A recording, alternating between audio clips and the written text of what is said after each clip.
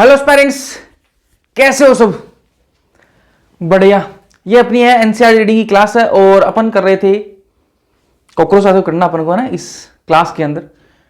इसी वीडियो के अंदर पूरा पढ़ेंगे कॉकरोच को, डिटेल में इसको समझेंगे। एनसीईआरटी रीड अपन कैसे करते हैं आप सबको पता है कि एक एक लाइन को अपन समझते हैं।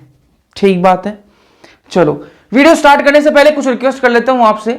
डिस्क्रिप्शन में ऐप का लिंक है, उसको आप डाउनलोड जरूर से कर लेना। भैया हमारा क्या फायदा? अरे आपका ये फायदा कि वहां पर आपको फ्री टेस्ट, फ्री नोट्स, सब कुछ फ्री मिल जाएगा, आपको फ्री क्वेश्चन सब कुछ मिल जाएगा। कुछ पूछना हो तो वहां पर चैट का ऑप्शन आप पूछ भी सकते हो। उसके अलावा डिस्क्रिप्शन में टेलीग्राम चैनल का लिंक भी है, उसको ज्वाइन कर लेना। कब क्लास होनी है कब नहीं होनी, टेस्ट का सिलेबस क्या रहेगा, वो सारा आपको टेलीग्राम पर पता लग जाएगा। तो दोनों चीज देख लेना। बाकी लाइक सब्सक्राइब तो आप कर ही दोगे। चलो जी शुरुआत करते हैं आज का लेक्चर और आज अपन पढ़ने वाले हैं कॉकरोच। ठीक बात है, आ जाओ। कॉकरोच, कॉकरोच का जगत कौन सा है? सबसे पहले इसका बेसिक इंट्रोडक्शन जो है वो अपन कर लेते हैं। कॉकरोच का जो जगत है वो कौन सा है? सबको पता है, प्राणी जगत का मेंबर है। ठीक है, प्राणी जगत में आता है, एनिमल किंगडम का आता है, अंदर आता है। और एनिमल है ना कॉकरोच, तो एनिमल किंगडम के अंदर आएगा, प्राणी जगत के अंदर आएगा। जगत इसका कौन सा है? प्राणी जगत। फाइलम कौन सा है? सबको पता होना चाहिए आपको, आर्थ्रोपोडा के अंदर। कॉकरोच का एक कीट है, कॉकरोच क्या है? एक कीट है। और कीट कौन से के अंदर आते हैं? आर्थ्रोपोडा फाइलम के अंदर आते हैं। वर्ग कौन सा है? इंसेक्टा वर्ग का मेंबर है। ठीक बात है। तो ये इसकी क्या हो गई? नॉर्मल बात है, जो बेसिक बात है जो आपको पता हुई थी पहले से। ठीक है, कॉकरोच सबने देखा होगा, आपने सबने देखा है कॉकरोच। उसका रंग कैसा होता है भैया? भूरे भूरे रंग का दिखाई देता है। तो रंग कैसा है इसका? चमकदार भूरे अथवा काले रंग का हो सकता है। कॉकरोच कैसा हो सकता है? चमकदार भूरे रंग का अथवा काले रंग का भी हो सकता है कॉकरोच। उसके अलावा उष्णकटिबंधीय जो भाग है, ठीक है, उष्णकटिबंधीय जो क्षेत्र है वहां पर चमकीले पीले, लाल तथा हरे रंग के कॉकरोच भी देखे गए हैं। ठीक है, वापस एक बार रिपीट कर रहा हूं कि भाई कॉकरोच का रंग कैसा? मतलब चमकीला भूरा रंग और काले रंग का। ठीक है, ये तो हमने देखा है नॉर्मली। उष्णकटिबंधीय जो क्षेत्र है वहां पर हरे रंग के, चमकीले पीले रंग के और लाल रंग के भी कॉकरोच दिखाई देते हैं। ठीक बात है। चलो, कॉकरोच का आकार कितना है भाई? साइज कितनी है कॉकरोच की? तो 1/4 से लेके 3 इंच की इसकी क्या होती है? साइज होती है। 0.6 टू 7.6 सेंटीमीटर की इसकी साइज होती है। एग्जाम में क्वेश्चन आ सकता है, आपको ये याद होनी चाहिए कितनी साइज होती है इसकी। ठीक बात है। चलो, साइंटिफिक नेम क्या है कॉकरोच का? जो साइंटिफिक नेम क्या है जो अपन को सामान्यतः देखने के लिए मिलता है, कॉकरोच की जो स्पीसीज अपन को कॉमनली देखने के लिए मिलती है, सामान्यतः देखने के लिए मिलती है, उसका साइंटिफिक नेम क्या है? वो है पेरीप्लैनेटा अमेरिकाना। अब थोड़ी सी पेरीप्लैनेटा अमेरिकाना की बात करते हैं। कॉकरोच का ही नाम है। ठीक है, तो जो पेरीप्लैनेटा अमेरिकाना है इसकी जो साइज है वो कितनी है? 34 से 53 mm ये लंबा होता है। पंख इसके अंदर नर में उदर के आखिरी छोर से भी आगे बढ़े हुए होते हैं। जो पेरीप्लैनेटा अमेरिकाना है इसके अंदर जो पंख होते हैं, ये मान लो क्या है? कॉकरोच है। ये कॉकरोच है, इसके अंदर जो पंख होंगे वो उदर के आगे भी बढ़े होते हैं। यहां तक उदर है, इसके आगे भी क्या है? पंख इसके बड़े हुए होते हैं। किसके अंदर? सिर्फ नर के अंदर होते हैं ना। तो ये आपको बातें जनरल इंट्रोडक्शन, लेकिन ये बातें आपको याद होनी चाहिए। ठीक है, लैंगिक द्विरूपता इनके अंदर देखने के लिए मिलती है। लैंगिक द्विरूपता क्या होती है भैया? यार लैंगिक द्विरूपता का मतलब है कि इनके अंदर मेल और फीमेल अलग अलग होंगे। कुछ जीव ऐसे आपने देखे होंगे जिनके अंदर मेल और फीमेल एक के अंदर ही है, मतलब पढ़े तो होंगे, एक के अंदर ही मेल और फीमेल है। लेकिन यहां पर ऐसा नहीं होगा, मेल कॉकरोच अलग होगा, फीमेल कॉकरोच अलग होगी। ठीक है, नर और मादा अलग अलग होंगे। ये रात्रिचर होते हैं। कैसे होते हैं? रात्रिचर, नॉक्टर्नल इंग्लिश में कहते हैं रात्रिचर। रात को इनको यार दिखाई देता है ना, इनको रात को दिखाई देता है, रात को ये एक्टिव हो जाते हैं, रात को इनको दिखाई देता है। ठीक है, चलो, सर्वभक्षी प्राणी है। अरे किसी भी चीज को खा लेंगे, किसी भी चीज को खा लेंगे, सर्वभक्षी प्राणी है। किसी को भी खा लेंगे तो सर्वभक्षी प्राणी हो गए। और ये कर्सोरियल होते हैं। कर्सोरियल का मतलब है बहुत तेज भागते हैं। कॉकरोच जो है वो तेज भागते हैं, मतलब आप इन पर बैठ के अपने ननिहाल निकल जाओ चाहिए। ठीक है, इतने तेज भागते हैं। तो कॉकरोच पे बैठ के चले जाया करो। चलो एक बार वापस अपन इसको रिपीट करेंगे, फिर अपन आगे बढ़ेंगे। जब आपको कॉकरोच सबसे ज्यादा कहां देखने के लिए मिलते हैं? किचन के अंदर जो सिंक होता है उसके अंदर आपको देखने के लिए मिल गए। कहीं पानी लीक हो रहा होगा वहां, कहीं दरारों में आपको देखने के लिए मिलते हैं। मतलब सीधी सी जो नम जो जगह होती है ना, वहां पर आपको ये देखने के लिए मिलते हैं। तो नम जगह पर आपको कॉकरोच देखने के लिए मिलेगा। गंभीर पीड़क होते हैं एवं अनेक प्रकार के रोगों का वाहक होता है। जो कॉकरोच है इससे बहुत सारी बीमारियां फैलती हैं। हमारे घरों में ये रहते हैं कॉकरोच। ठीक है, और बहुत सारी बीमारियां फैलाते हैं और बहुत सारी बीमारियों के वाहक होते हैं। बहुत सारी बीमारियों को फैलाते हैं, एक तो खुद करते हैं रोग, ठीक है, और एक फैलाने का भी काम ये करते हैं, वाहक भी होते हैं। तो ये इसकी जनरल बातें होगी। एक बार मैं वापस से रिपीट करूंगा, फिर अपन एनसीईआरटी पे आएंगे। चलो आ जाओ। जगत, प्राणी जगत, संघ आर्थ्रोपोडा, वर्ग इंसेक्टा। ठीक है, रंग कैसा होता है भैया, चमकीला भूरा तथा अथवा काले रंग का हो सकता है। उष्णकटिबंधीय जो क्षेत्र है वहां पर आपको चमकीले पीले रंग, हरे रंग और लाल रंग का भी कॉकरोच देखने के लिए मिल सकता है। आकार की बात करें तो 1/4 से लेकर 3 इंच का हो सकता है। सेंटीमीटर में इसको कन्वर्ट करेंगे तो 0.6 से 7.6 सेंटीमीटर इसकी साइज होती है कॉकरोच की। जो अपन को सामान्यतः जो स्पीसीज देखने के लिए मिलती है कॉकरोच की वो कौन सी होती है, पेरिप्लैनेटा अमेरिकाना। पेरिप्लैनेटा अमेरिकाना की बात करें तो इसकी जो साइज है वो कितनी है, 34 से 53 mm ये लंबा होता है। पंख इसके जो हैं वो उदर है उसके आखिरी छोर से भी आगे चले जाते हैं, किसके अंदर, नर के अंदर, है ना। चलो, इनके अंदर लैंगिक द्विरूपता देखने के लिए मिलती है। कॉकरोच, नर कॉकरोच अलग होता है, मादा कॉकरोच अलग होती है। रात्रिचर होते हैं, ये सर्वभक्षी प्राणी हैं, करसोरिया तेज तेज भागते हैं और नम स्थानों पर अपन को देखने के लिए मिलते हैं। मानव के अंदर, मानव के घरों में रहते हैं और उसके अंदर बहुत सारे रोग कर सकते हैं और बहुत सारे रोगों के वाहक होते हैं। ये इसकी क्या हो गई, नॉर्मल बातें, जो अपनी जनरल इंट्रोडक्शन है कॉकरोच का वो कंप्लीट है। अब अपन इसको एनसीईआरटी से आ जाओ जी, रीड करते हैं। कॉकरोच चमकदार भूरे अथवा काले रंग के सपाट शरीर वाले प्राणी हैं, ठीक बात है, जिन्हें की संघ फाइलम आर्थ्रोपोडा, जिसको हिंदी में संधिपाद कहते हैं, आर्थ्रोपोडा की वर्ग इंसेक्टा में ये आते हैं। उष्णकटिबंधीय भाग में चमकीले पीले रंग, लाल तथा हरे रंग के कॉकरोच अक्सर दिखाई देते हैं। इनका आकार 1/4 से 3 इंच होता है, 0.6 से 7.6 सेंटीमीटर। इनकी लंबी श्रृंगिका, इनके अंदर क्या होती है, एक लंबी श्रृंगिका होती है, एंटीना होता है। ये देखो एंटीना होगा कहते हैं, ये देखो एंटीना लगा हुआ है ना, आपने देखा कॉकरोच या फिर ऐसे प्रकार के जो कीट होते हैं उनके आगे एंटीना लगा हुआ होता है। देखो ये देखो एंटीना, ठीक है, ये इनके ऊपर एंटीना होता है जो श्रृंगिका कहते हैं। तथा ऊपरी शरीर भित्ति में चपटी वृद्धि होती है जो कि सिर को ढके रहती है। और इसके ऊपरी शरीर में देखो ये चपटी वृद्धि है जो कि इसको सिर को ढके रखती है। समस्त संसार में ये रात्रिचर होते हैं, बता दिए, सर्वभक्षी प्राणी हैं तथा नम जगह पर मिलते हैं। ये मनुष्य के घरों में रहकर गंभीर पीड़क होते हैं, ठीक है, बहुत सारे रोग तो करते हैं, अनेक रोगों के वाहक भी होते हैं। ये इसके जनरल इंट्रोडक्शन हो गया। इसके बाद अपन बात करेंगे बाह्य आकारिकी की, इंग्लिश में कहते हैं इसको मोर्फोलॉजी। बाह्य आकारिकी की बात करेंगे, कॉकरोच की मोर्फोलॉजी पढ़ेंगे। चलो आ जाओ। कॉकरोच का जो शरीर है, कॉकरोच का जो शरीर है उसको अपन 3 भागों में इसको विभाजित कर सकते हैं, सिर, वक्ष और उदर। ठीक है, कॉकरोच का जो शरीर है उसको 3 भागों में विभाजित कर सकते हैं भैया, कौन कौन से, एक हो गया आपका सिर, वक्ष और उदर। ठीक है, शरीर मुख्य रूप से खंडों में बटा हुआ होता है। इनका जो शरीर है वो अलग अलग खंडों में बटा हुआ होता है। वापस बोल रहा हूं, शरीर को आप 3 भागों में विभाजित कर सकते हो। बोला ठीक बात है, कौन कौन से, सिर, वक्ष, उदर। मैंने कहा कि इनका जो शरीर है वो खंडों से मिलकर बना हुआ होता है। जैसे मान लो एक खंड ये हो गया, एक खंड ये हो गया, एक खंड ये हो गया, इस प्रकार के खंडों से मिलकर ये बना हुआ होता है। यहां तक कोई दिक्कत नहीं होनी चाहिए। ठीक है, बाह्य कंकाल जो है इनका जो बाहरी कंकाल है वो मजबूत काइटिन युक्त होता है। वो किसका बना हुआ होता है, काइटिन का बना हुआ होता है। ठीक है, इनका कॉकरोच का जो बाह्य कंकाल होता है, ऊपर का जो कवच है वो किसका बना हुआ है, वो काइटिन युक्त होता है, काइटिन का बना हुआ होता है, मजबूत काइटिन युक्त होता है। और वो कैसा आता है, भूरे रंग का होता है। तभी तो अपने को कॉकरोच भूरे रंग के देखने के लिए मिलते हैं। प्रत्येक खंड में पट्टिकाएं होती हैं।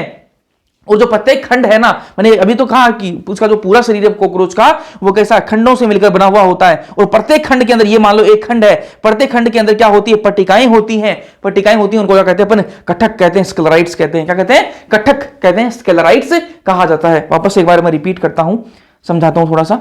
ये मैंने कहा कि ये बहुत अलग अलग प्रकार के खंडों से मिलकर बने हुए होते हैं। ये देखो अलग अलग खंड है, ठीक है। और जो प्रत्येक खंड है ना, प्रत्येक खंड है वो, ये जो खंड है पूरा, ये पट्टिकाओं से मिलकर बना हुआ होता है। और उन पट्टिकाओं क्या क्या कहते हैं, उनको कटक कहा जाता है। क्या कहते हैं, कटक कहते हैं। पट्टिकाओं को क्या कहते हैं, कटक कहते हैं। अब पट्टिकाएं जो है वो, एक पट्टिका डोर्सल साइड में होगी, इसके पीछे वाली साइड में, एक पट्टिका इनके आगे वाली साइड में होगी और एक पट्टिका इनके साइड में भी होगी। बोले ठीक बात है। अब मेरे शरीर को देखो, मान लो कॉकरोच हूं मैं, क्या हूं, कॉकरोच। ठीक है, अब मेरा जो शरीर है वो किससे बना हुआ है, खंडों से मिलकर बना हुआ होता है। मान लो मेरा जो सर है, इसको एक बार मान लो ये खंड है एक, ठीक है, ये मेरा पूरा जो चेहरा, एक शरीर जो है ये क्या, एक खंड है। ठीक है, अब ये जो खंड है ये किससे बना हुआ है, ये पट्टिकाओं से बना हुआ है। पट्टिकाओं का कहेंगे, कटक कहेंगे, स्क्लेराइट कहेंगे। क्या कहेंगे, स्क्लेराइट। अब ध्यान से देखना, अब ये जो कटक है पूरा, ये जो मेरा जो खंड है पूरा, ठीक है, खंड है, इसका जो आगे वाला भाग है, आगे वाला भाग कौन सी साइड में, अधर, अधर साइड में, अधर किसको इंग्लिश में कहते हैं, वेंट्रल साइड में ना। तो जो वेंट्रल साइड में जो होगा उसको क्या कहेंगे अपन, उसको कहेंगे अधरकांश कहेंगे। वापस सुनो ध्यान से, वापस सुनो ध्यान से, मैं ये कह रहा हूं मेरे को कॉकरोच मान लो, मान लिया भैया आप कॉकरोच मान रहे हैं आपको, है ना। और ये जो मेरा जो पूरा शरीर है वो अलग अलग खंडों से मिलकर बना हुआ है ना। मेरा शरीर जो है, मेरा जो सिर है इसको एक खंड मान लो भी, मान लिया भैया। और मैं कह रहा हूं ये जो एक खंड है वो किससे मिलकर बना हुआ है, पट्टिकाओं से मिलकर बना हुआ है। उन पट्टिकाओं क्या कहेंगे, कटक कहेंगे। बोले ठीक बात है भैया, कटक कह दिया आपने। अब जो कटक है ना, एक कटक आगे होगा यहां पर, ठीक है, एक कटक पीछे होगा और दो कटक ये साइड में होंगे। अरे ठीक, ये बात तो मान रहे हो, एक कटक आगे, दो कटक साइड में, एक कटक पीछे, तभी तो ये पूरा खंड बनेगा। अरे ऐसा होगा तभी तो पूरा खंड बनेगा ना। बिल्कुल भैया ठीक बात कर रहे हो। तो मैं कह रहा हूं जो मेरी आगे मतलब जो वेंट्रल साइड में, जो अधर साइड में होगा, अधर भाग में जो कटक लगा हुआ होगा, उस कटक का नाम क्या दे दूंगा मैं, देखो सबको मिलाकर कटक कहेंगे, ठीक है, सबका एक कॉमन नाम है कटक। लेकिन जो आगे वाला कटक होगा उसको क्या कहेंगे, उसको अधरकांश कहेंगे। क्या कहेंगे, अधरकांश कहेंगे। और जो डोर्सल साइड पृष्ठ भाग में होगा उसको क्या कहेंगे, उसको क्या कहेंगे, पृष्ठकांश कहेंगे। आगे वाले को अधरकांश, पीछे वाले को पृष्ठकांश कहेंगे। बोले ठीक बात है। और साइड वाले को प्लूरा कहेंगे। ठीक बात है। चलो मैं एक बार बना के दिखाता हूं आप।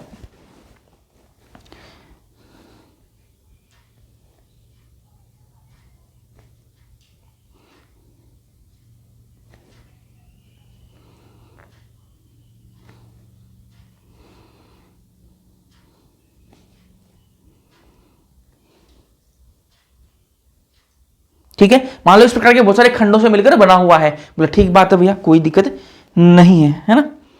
चलो एक मिनट दीजिए मुझे, कहां गया।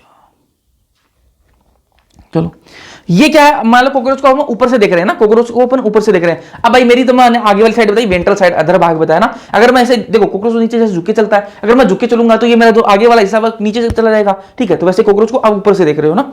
तो जो ऊपर वाला हिस्सा है ये क्या है, इसकी ये पृष्ठ भाग है, इसका क्या है, पृष्ठ, ये क्या है, पृष्ठ भाग है। और जो नीचे वाला वो क्या है, वो अधर भाग है,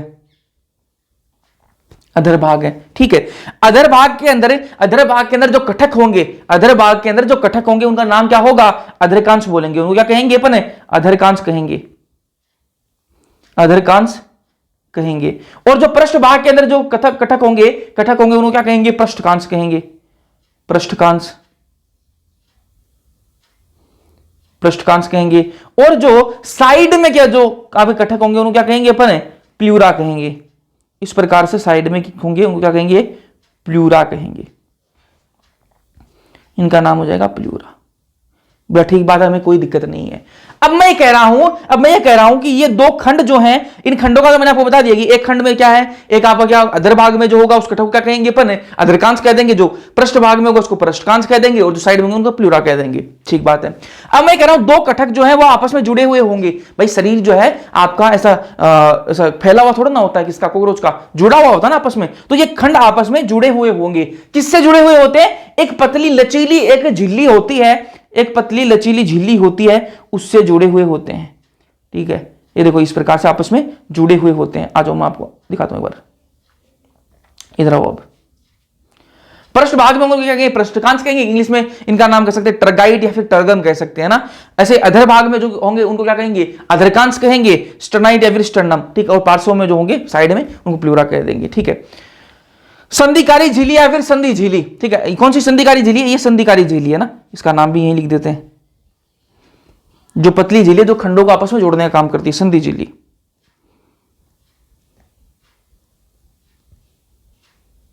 संधि झिल्ली। ठीक है, पतली और लचीली होती है, जो कटक को आपस में जोड़ती है। देखो ये कटकों को आपस में जोड़ने का काम कर रही है, तो खंडों को आपस में जोड़ने का काम कर रही है, तो ये क्या है, संधिकारी झिल्ली कहते हैं। ठीक है, पता होना चाहिए, एग्जाम में क्वेश्चन यहां से आया हुआ है, संधिकारी झिल्ली से। ठीक है, चलो जी अब बात करते हैं, फिर खंडों की बात करते हैं। मैंने कहा कि इसका जो शरीर है वो अलग अलग खंडों से मिलकर बना हुआ होता है, सेगमेंट से मिलकर बना हुआ होता है। तो देखते हैं सिर के अंदर कितने खंड होते हैं, इनके वक्ष के अंदर कितने खंड होते हैं, और इनके उदर के अंदर कितने खंड होते हैं। देखो भाई, अब अपन एक अर्भक की बात करेंगे, एक वयस्क की बात करेंगे। भैया ये अर्भक क्या है, ये अर्भक इंग्लिश में इसको निम्फ कहा जाता है। मैंने कहा कि जो कॉकरोच जो होता है इसका लार्वा बनता है, कॉकरोच का क्या बनता है, लार्वा बनता है। उस लार्वा का कहते हैं अर्भक, कहते हैं निम्फ कहते हैं। जैसे मैं एक बात बताता हूं आपको कि जब इंसान का बच्चा पैदा होता है तो वो इंसान जैसा ही लगता है ना, लेकिन कॉकरोच का जब बच्चा पैदा होता है ना तो वो कॉकरोच जैसा नहीं लगता, वो कैसा है, वो अलग ही दिखता है। उसको क्या कहेंगे, लार्वा कहेंगे ना, और वो लार्वा का नाम क्या है, अर्भक नाम है। ठीक है, ठीक है। तो अर्भक जो है आपका, निम्फ जो है, उसके अंदर कितने खंड हैं, और जो वेस्क बन जाएगा, जो अडल्ट हो जाएगा, कॉकरोच बन जाएगा, उसके अंदर कितने खंड होंगे, देखना भाई। जो अर्भक है, निम्फ जो है, इसके सिर के अंदर 6 खंड होते हैं। कितने होते हैं, 6 खंड होते हैं। वक्स के अंदर 3 खंड होते हैं और उदर के अंदर 11 खंड होते हैं। वहीं मैं बात करूं वेस्क के अंदर, अडल्ट कॉकरोच के अंदर, उसके अंदर सिर के अंदर एक ही खंड होता है। जो निम्फ था, जो अर्भक था, उसके अंदर कितने खंड थे, 6 थे सिर के अंदर। अब वो 6 आपस में जुड़ गए और एक खंड बन गया पूरा। ठीक है, तो सिर के अंदर कितने होंगे, अगर आपको पूछे अडल्ट की बात करें, वेस्क कॉकरोच की पूछे तो 1 बताना, अगर आपको निम्फ की पूछे तो आपको 6 बताने हैं। वक्स की बात करें तो दोनों के अंदर ही 3-3 होंगे। वही मैं बात करूं उदर की, तो उदर के अंदर, अर्भक के अंदर 11 खंड होते हैं, वेस्क के अंदर 10 खंड होते हैं, याद रखना भाई। तो अर्भक के अंदर टोटल खंड कितने हो गए, 20 हो गए, और वेस्क के अंदर कितने होंगे, 14 हो गए, याद रह जाएंगे। आगे बढ़ते हैं, कॉकरोच के सिर की बात करते हैं, कॉकरोच के सिर के बारे में बात करते हैं। तो कॉकरोच का जो सिर होता है वो अग्रभाग में होता है। कैसे, कहां होता है, अग्रभाग में होता है। ठीक है, ऊपर वाले, आगे वाले भाग में होगा ना, ऊपर वाले भाग में त्रिकोणीय होता है। ठीक है, ट्रायंगुलर होता है। इनका जो सिर होता है वो कैसा होता है, ट्रायंगुलर। आपको मैं डायग्राम में भी दिखाता हूं, ये देखो इसका सिर कैसा है, देखो ये ट्रायंगुलर, इसमें थोड़ा अच्छा नहीं दिख रहा, लेकिन ट्रायंगुलर सिर होता है इसका। ठीक है, शरीर के साथ समकोण बनाता है, शरीर के साथ क्या बनाता है, समकोण बनाता है। इसका मतलब क्या है, ये देखो, समझो समझो समकोण बनाने का मतलब क्या है। मान लो ये क्या है, कॉकरोच है, ये क्या मतलब कॉकरोच है, तो इसका जो सिर होगा ना, सिर जो होगा वो ऐसा होगा, सिर जो है वो ऐसा होगा। देखो ये पूरा शरीर है कॉकरोच का, और इसका सिर देखो ऐसे है, तो कितना है, समकोण, 90 डिग्री का एंगल बना रहा है, नहीं बना रहा, परपेंडिकुलर है या नहीं है, तो समकोण बना रहा है, बस इसी का यही मतलब है। तो उसका जो सिर होता है वो शरीर के 90 डिग्री पर होता है ना, हाँ, समकोण बनाता है। तो शरीर के साथ क्या बनाता है, समकोण बनाता है। कॉकरोच का सिर जो है वो समकोण बनाता है, ध्यान में रखना। हाइपोनेथस होता है, इसका जो सिर है वो कैसा होता है, हाइपोनेथस। हाइपोनेथस का मतलब क्या है कि जो इसका जो सिर है, इसका जो मुंह है वो जमीन की तरफ होता है। दिख रहा है भैया, ये क्या, इसका कॉकरोच की बॉडी है, उसका जो सिर है वो नीचे की तरफ है, मुंह जो है नीचे की तरफ होगा, तो मुंह है जो वो जमीन की ओर होता है। इसको क्या कहते हैं, हाइपोनेथस कहा जाता है। एक बार मैं वापस बोलता हूं, कॉकरोच का जो सिर है वो एक तो अग्रभाग में होगा, बोले ठीक बात है भैया, त्रिकोणीय होता है। ठीक है, शरीर के साथ क्या है, समकोण बनाता है, 90 डिग्री पर होगा। हाइपोनेथस होता है, मुंह जो है वो क्या है, जमीन की तरफ होता है, बोले ठीक बात है। अब बात करें मुंह के भाग, मुंह के अलग अलग भाग होते हैं, उनके बारे में बात करते हैं। मुंह जो है इनका कैसा होता है, वो काटने और चबाने वाला होता है। इनका मुंह कैसा होता है, काटने और चबाने वाला होता है। किसी खाने को क्या करेंगे, काटेंगे और उसको फिर चबाएंगे, इस प्रकार का होता है इनका मुंह। ठीक है, इनके मुंह के अंदर कौन कौन से भाग होते हैं, एक होता है इनके अंदर ऊर्ध्वोष्ठ, ठीक है, और इसको इंग्लिश में कहते हैं लैब्रम। एक ही होता है ये लेब्रम, क्या होता है, एक ही होता है, ये अपर लिप है। लेब्रम क्या है, अपर लिप है। एक है इसमें अधोरष्ट, ठीक है, अधोरष्ट, ठीक है, अधारोष्ट, ठीक है, और ये इंग्लिश में कहेंगे इसको लैबियम, और ये भी एक ही होता है, ध्यान में सुनना। लेब्रम कितना है, एक। लेबियम कितना है, वो भी एक है। लेबियम क्या है, लोअर लिप। लेब्रम एक होता है अपर लिप, ठीक है, ऊपर वाला। लेबियम, ठीक है, एक ही होता है नीचे वाला लिप, ठीक है। इनमें एक अधोग्रसनी होती है जिसको हाइपोफेरिंक्स कहते हैं, ये जीभ जैसी होती है, जीवा का काम करेगी ना। इनके अंदर क्या होता है, अधोग्रसनी होती है जो जीवा का काम करती है, ये भी एक ही होती है। इनके अंदर चिबुकास्थी होती है, मैंडिबल होते हैं, वो 2 होते हैं। एक जोड़ी होती है मतलब 2 होंगे, ठीक है। एक जोड़ी का मतलब क्या होता है, अरे जोड़ी के अंदर कितने लोग होते हैं, 2 होते हैं, ठीक है। तो चिबुकास्थी कितनी होती है, 2। मैंडिबल 2 होते हैं, जंबिका 2 होती हैं। ये इसके मुंह के भाग हैं, ये आपको याद होने चाहिए। एक बार मैं आपको डायग्राम भी दिखाता हूं इनके ना। ये देखो, ये लैब्रम है, अपर लिप, ठीक है। कितने होते हैं, एक होता है। ये देखो, ये लेबियम है, लैब्रियम लिख रखा है, लैबियम है, ठीक है। कितने होते हैं, एक होता है, ठीक है। ये लोअर लिप हो गया। मैंडिबल, मैंडिबल, ठीक है, कितने होते हैं, 2 होते हैं, ठीक है। एक मैंडिबल इधर, एक मैंडिबल इधर। मैक्सिला कितने होते हैं, 2 होते हैं, एक मैक्सिला इधर, एक मैक्सिला इधर। हाइपोफेरिंक्स कितने हैं, 1 है। तो यही मैंने आपको बताया, ठीक है। लैब्रम 1 बताया मैंने आपको, अपर लिप। लेबियम 1 बताया, लोअर लिप, ठीक है। हाइपोफेरिंक्स 1 बताई, जो जीवा का काम करेगी। मैंडिबल 2 होंगे, एक साइड में, एक साइड में। मैक्सिला भी 2 होंगे, ठीक है। तो इस डायग्राम में आपको देख के और आपको बताना भी पड़ेगा, एग्जाम में आ सकता है, पूछ ले, क्या पता, ठीक है। मूड खराब हुआ उसका, ठीक है। चलो जी,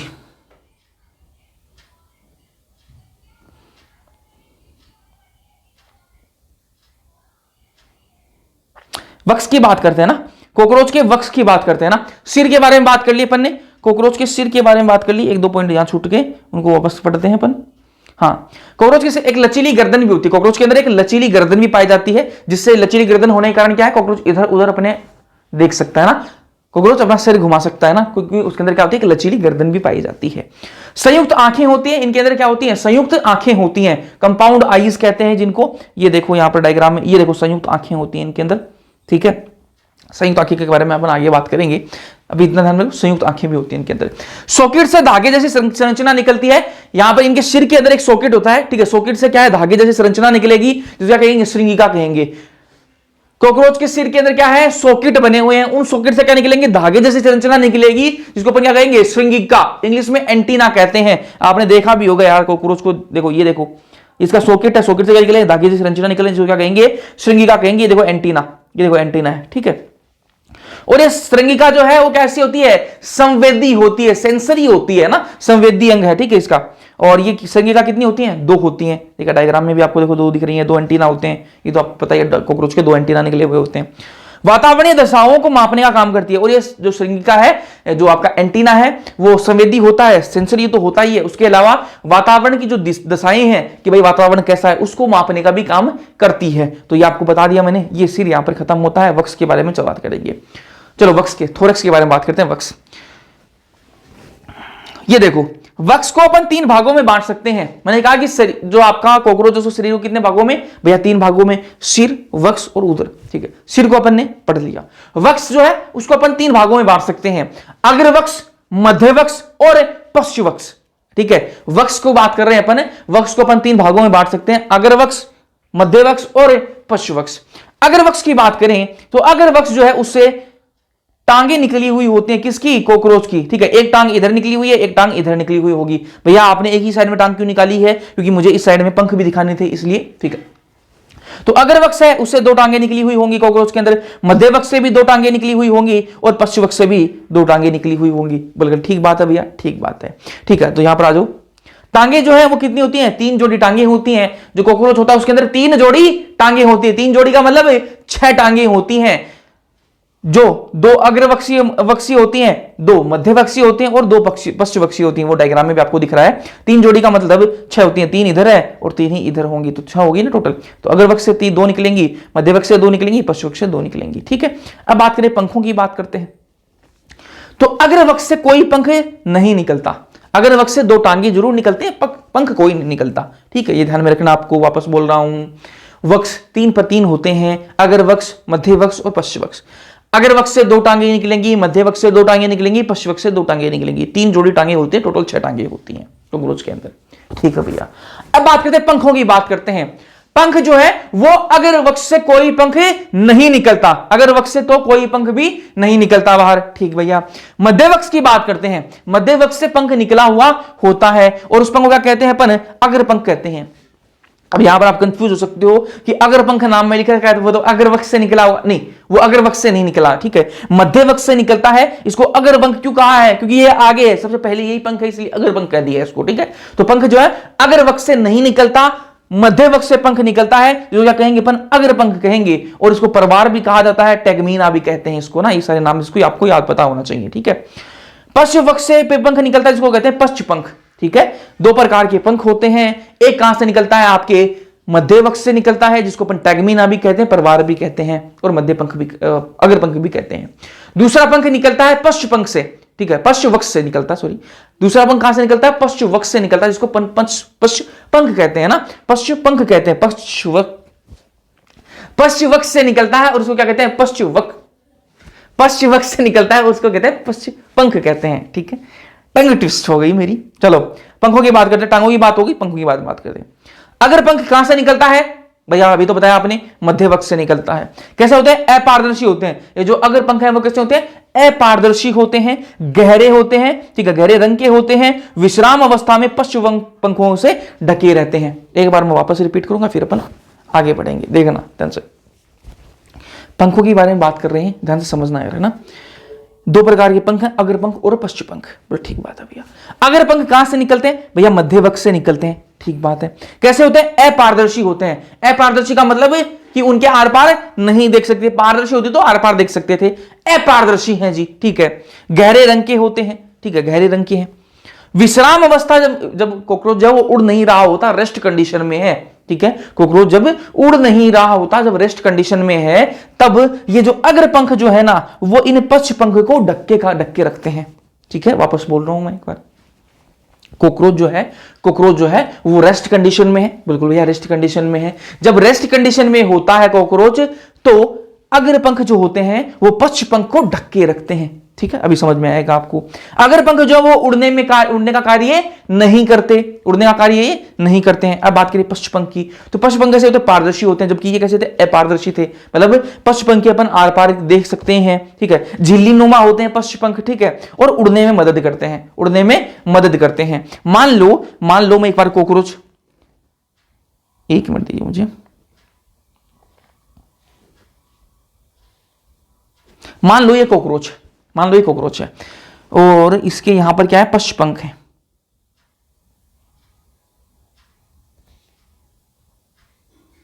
एक मान लो इसके तितली जैसा होगा लेकिन पश्च पंख मान लो इसके, ठीक है। और ये क्या है, इसके अग्र पंख मान लो, अग्र पंख, ठीक है। चलो, जब ये रेस्ट कंडीशन में होता ना कॉकरोच, तब इसके ये पश्च पंख जो हैं वो बिल्कुल रेस्ट कंडीशन में होंगे। और जब उड़ना होता है किसी पक्षी या फिर किसी भी कीट को, तभी तो वो अपने पंख खोलता है, बिल्कुल ठीक बात है। उड़ नहीं रहा तो ये अपने पंख जो है वो फैलाएगा नहीं तो रेस्ट कंडीशन में, ठीक है। और मैं ये कह रहा हूं कि जो पश्च पंख है वो कैसे पारदर्शी हैं, तो पारदर्शी है तो आप क्या है, उन पंखों के आर पार देख सकते हो, मतलब आप जो है कॉकरोच को एकदम से नंगा देख सकते हो, बिल्कुल ठीक बात है। तो आपको अपना शरीर थोड़ा ना दिखाएगा, कॉकरोच नहीं दिखाएगा। तो कॉकरोच को भी क्या दे रखे, कपड़े दे रखे हैं। कैसे कपड़े जी, जब भी कॉकरोच जो है वो रेस्ट कंडीशन में होता है तो उसके ये पंख जो है वो फैले हुए नहीं होते, नहीं फैले होते, तो ये तो पारदर्शी होते हैं। तो इनके ऊपर जो आगे वाले पंख है ना, वो इनके ऊपर होते हैं। दिखाता हूं मैं, थोड़ा सा डायग्राम करके दिखाता हूं आपको। जो आगे वाले पंख होते हैं वो पीछे वाले पंखों को ढक के रखते हैं। ये देखो, पीछे वाले जो आगे वाले पंख हैं वो पीछे वाले पंखों को ऐसे ढक के रखते हैं, ठीक है, ताकि आप लोग उनका शरीर देख ना पाओ, ठीक है। एक बार मैं वापस रिपीट कर देता हूं, समझने के लिए बताया, ठीक है। चलो, पंख जो है वो दो प्रकार के हैं, अग्र पंख और पश्च पंख। अग्र पंख अपारदर्शी होते हैं, गहरे रंग के होते हैं। विश्राम अवस्था जब रेस्ट कंडीशन होती है उस टाइम पर अग्र पंख जो है वो पश्च पंखों को ढके रहते हैं, ठीक है। अग्र पंख जो है वो पश्च पंखों को ढककर रखते हैं। किसको ढककर रखते हैं, अग्र पंख पश्च पंखों को, ठीक है। और ये उड़ने का कार्य नहीं करते हैं। पश्च पंख जो वो पारदर्शी होते हैं, झिल्ली नुमा होते हैं और वो उड़ने में मदद करते हैं, ठीक बात है। चलो जी, कॉकरोच के उदर के बारे में बात करते हैं। सिर पढ़ लिया अपन ने, वक्ष पढ़ लिया, उदर के बारे में बात करते हैं। कॉकरोच का उदर जो है वो नर और मादा दोनों के अंदर ही 10 खंडों का बना हुआ है। कॉकरोच का जो चाहे नर हो चाहे मादा हो, ठीक है, जो कॉकरोच का उदर है वो 10 खंडों का बना हुआ है, ठीक है। चलो, मादा जो है उसके अंदर जनन कोष्ठ बनता है, जिसको जननी कोष्ठ भी कहते हैं। मादा के अंदर जनन कोष्ठ बनता है। और वो जनन कोष्ठ कैसे बनता है, 7वां 8वां और 9वां अधरक, ठीक है। 7वां 8वां 9वां कौन सा, क्या, अधरक, ठीक है, जिसको अपन ने थोड़ी देर पहले अधरकांश कहा था, स्टर्नम के मिलने से बनता है, ठीक है। 7वां 8वां 9वां अधरक, ठीक है। एक आ जाओ, मैं तो आपको दिखाता हूं वापस एक बार। देखो, आगे वाली साइड में जो कटक होंगे उनको क्या कहेंगे, अधरकांश कहेंगे, स्टर्नम कहेंगे ना, तो उसको अधरक कहा है ना। ये देखो, आ जाओ। तो 7वें 8वें और 9वें अधरक के मिलने से क्या बनता है, आपका जनन कोष्ठ बनता है। मादा के अंदर जो जनन कोष्ठ बनता है, वो किससे बना हुआ होता है, 7वें 8वें 9वें अधरक से मिलकर बना हुआ होता है। यह आपको एज इट इज याद रखना है। और जो 7वां जो अधरक होता है वो नौकाकार होता है। कैसा होता है, नौकाकार। नौका किसको कहते हैं, बोट को कहते हैं, नाव को नौका कहा जाता है। तो नौका के आकार का होता है नौकाकार, ठीक है। तो ये 7वां जो आपका इनका अधरक होता है, कॉकरोच का जो 7वां अधरक होता है वो कैसा होता है, नौका के आकार का होता है। तो 7वें 8वें और 9वें अधरक से मिलने से क्या बनता है, जनन कोष्ठ बनता है। किसके अंदर, मादा के अंदर, ठीक है। और इस जनन कोष्ठ के अग्र भाग में संपार्श्विक ग्रंथियां होती हैं। कौन सी ग्रंथियां होती हैं, संपार्श्विक ग्रंथियां होती हैं। मादा जनन छिद्र होता है और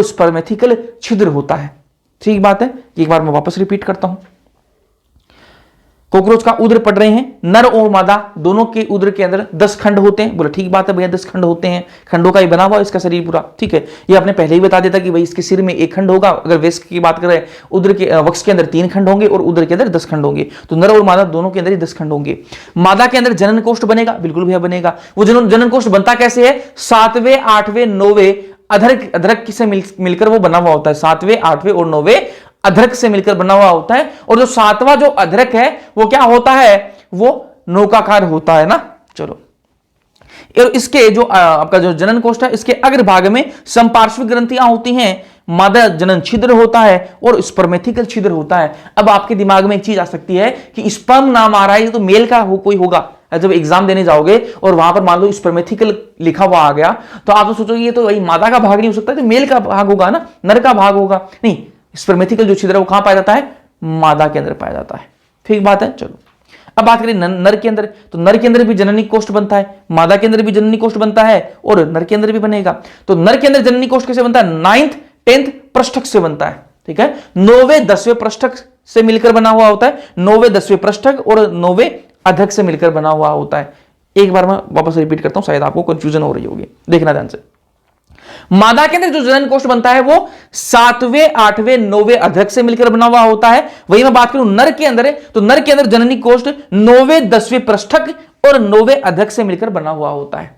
9वें 10वें पृष्ठक और 9वें अधक से मिलकर क्या बना हुआ होता है? नर के अंदर जननी कोष्ठ बना हुआ होता है। चलो, पृष्ठ क्षेत्र में गुदाद्वार होता है, ठीक है। जो पृष्ठ मतलब डोर्सल साइड में क्या होता है? एनएस होता है, गुदाद्वार डोर्सल साइड में होता है। जो कॉकरोच होता है, कॉकरोच का गुदाद्वार कौन सी साइड में होता है? पृष्ठ, ठीक है, डोर्सल साइड में होता है। और जो इनका नर जनन छिद्र जो गोनेपोफाइसा वो कहां होता है? अधर भाग में होता है। वापस एक बार रिपीट करता हूं, कॉकरोच जो है इसकी वेंट्रल साइड में इसका जनन छिद्र होता है। नर जनन छिद्र कहां होगा? वेंट्रल साइड में होगा, अधर साइड में होगा, ठीक है, अधर भाग में होगा।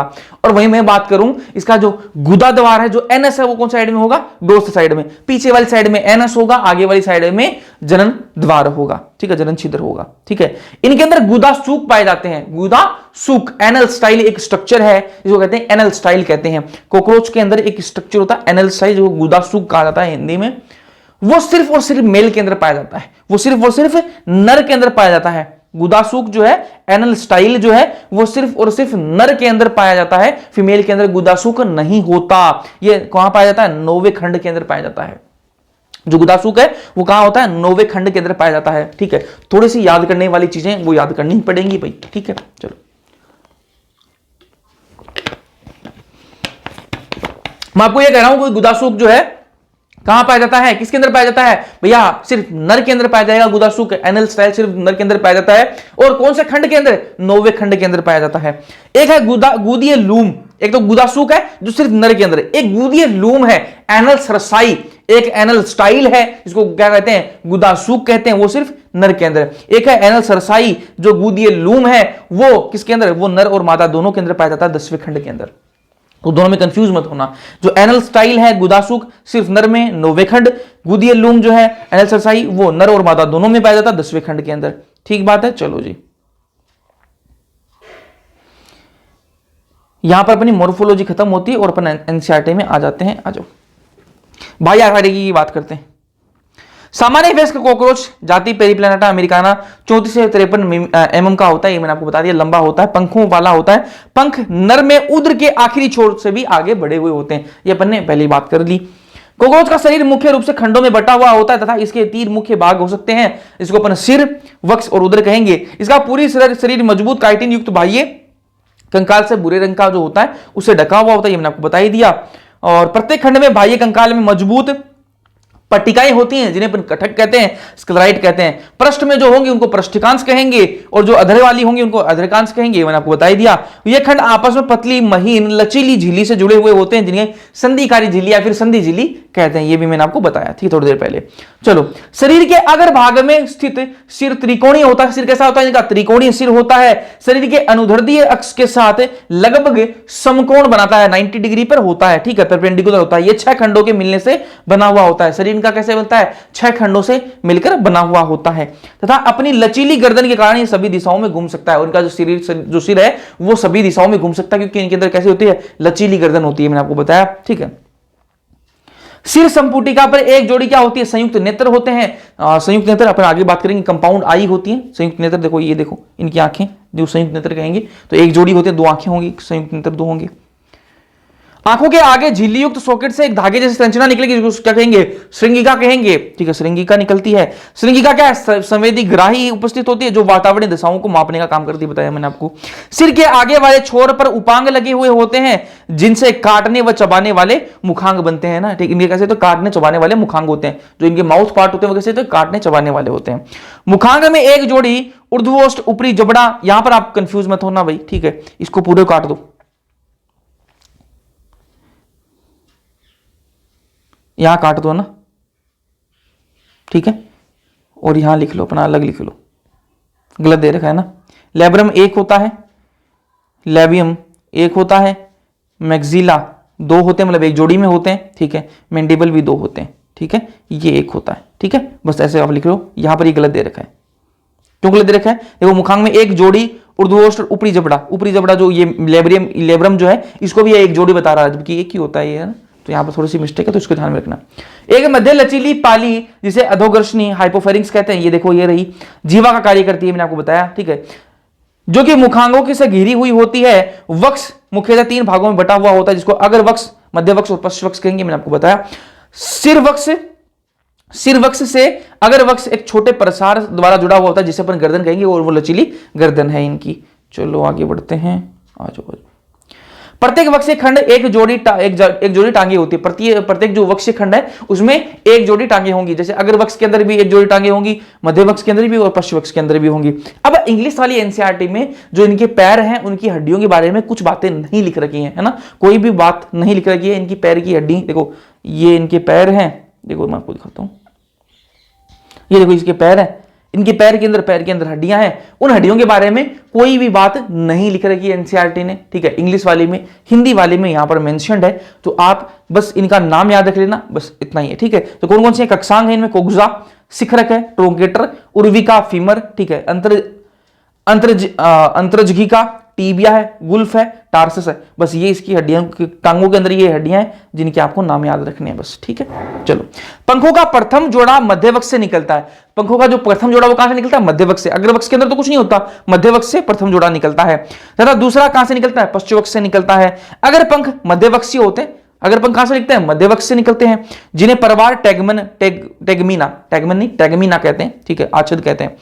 अपारदर्शी होते हैं, गहरे रंग के होते हैं, तथा विश्राम अवस्था में पश्चिम वक्ष के जो पंख हैं उनको ढके हुए रखते हैं। पश्च पंख पारदर्शी होते हैं, झिल्लीनुमा होते हैं, और ये उड़ने में मदद करते हैं। आगे वाले जो पंख होते हैं, अगर पंख जो होते हैं वो उड़ने में मदद नहीं करते, पश्च पंख जो है वो उड़ने में मदद करते हैं, ठीक है। चलो, नर व मादा दोनों में उदर 10 खंड के होते हैं, मैंने आपको बता दिया। 7वां अधरक जो है वो कैसा होता है, नौकाकार होता है, ये मैंने आपको बता दिया, नाव के आकार का होता है, नौकाकार, ठीक है।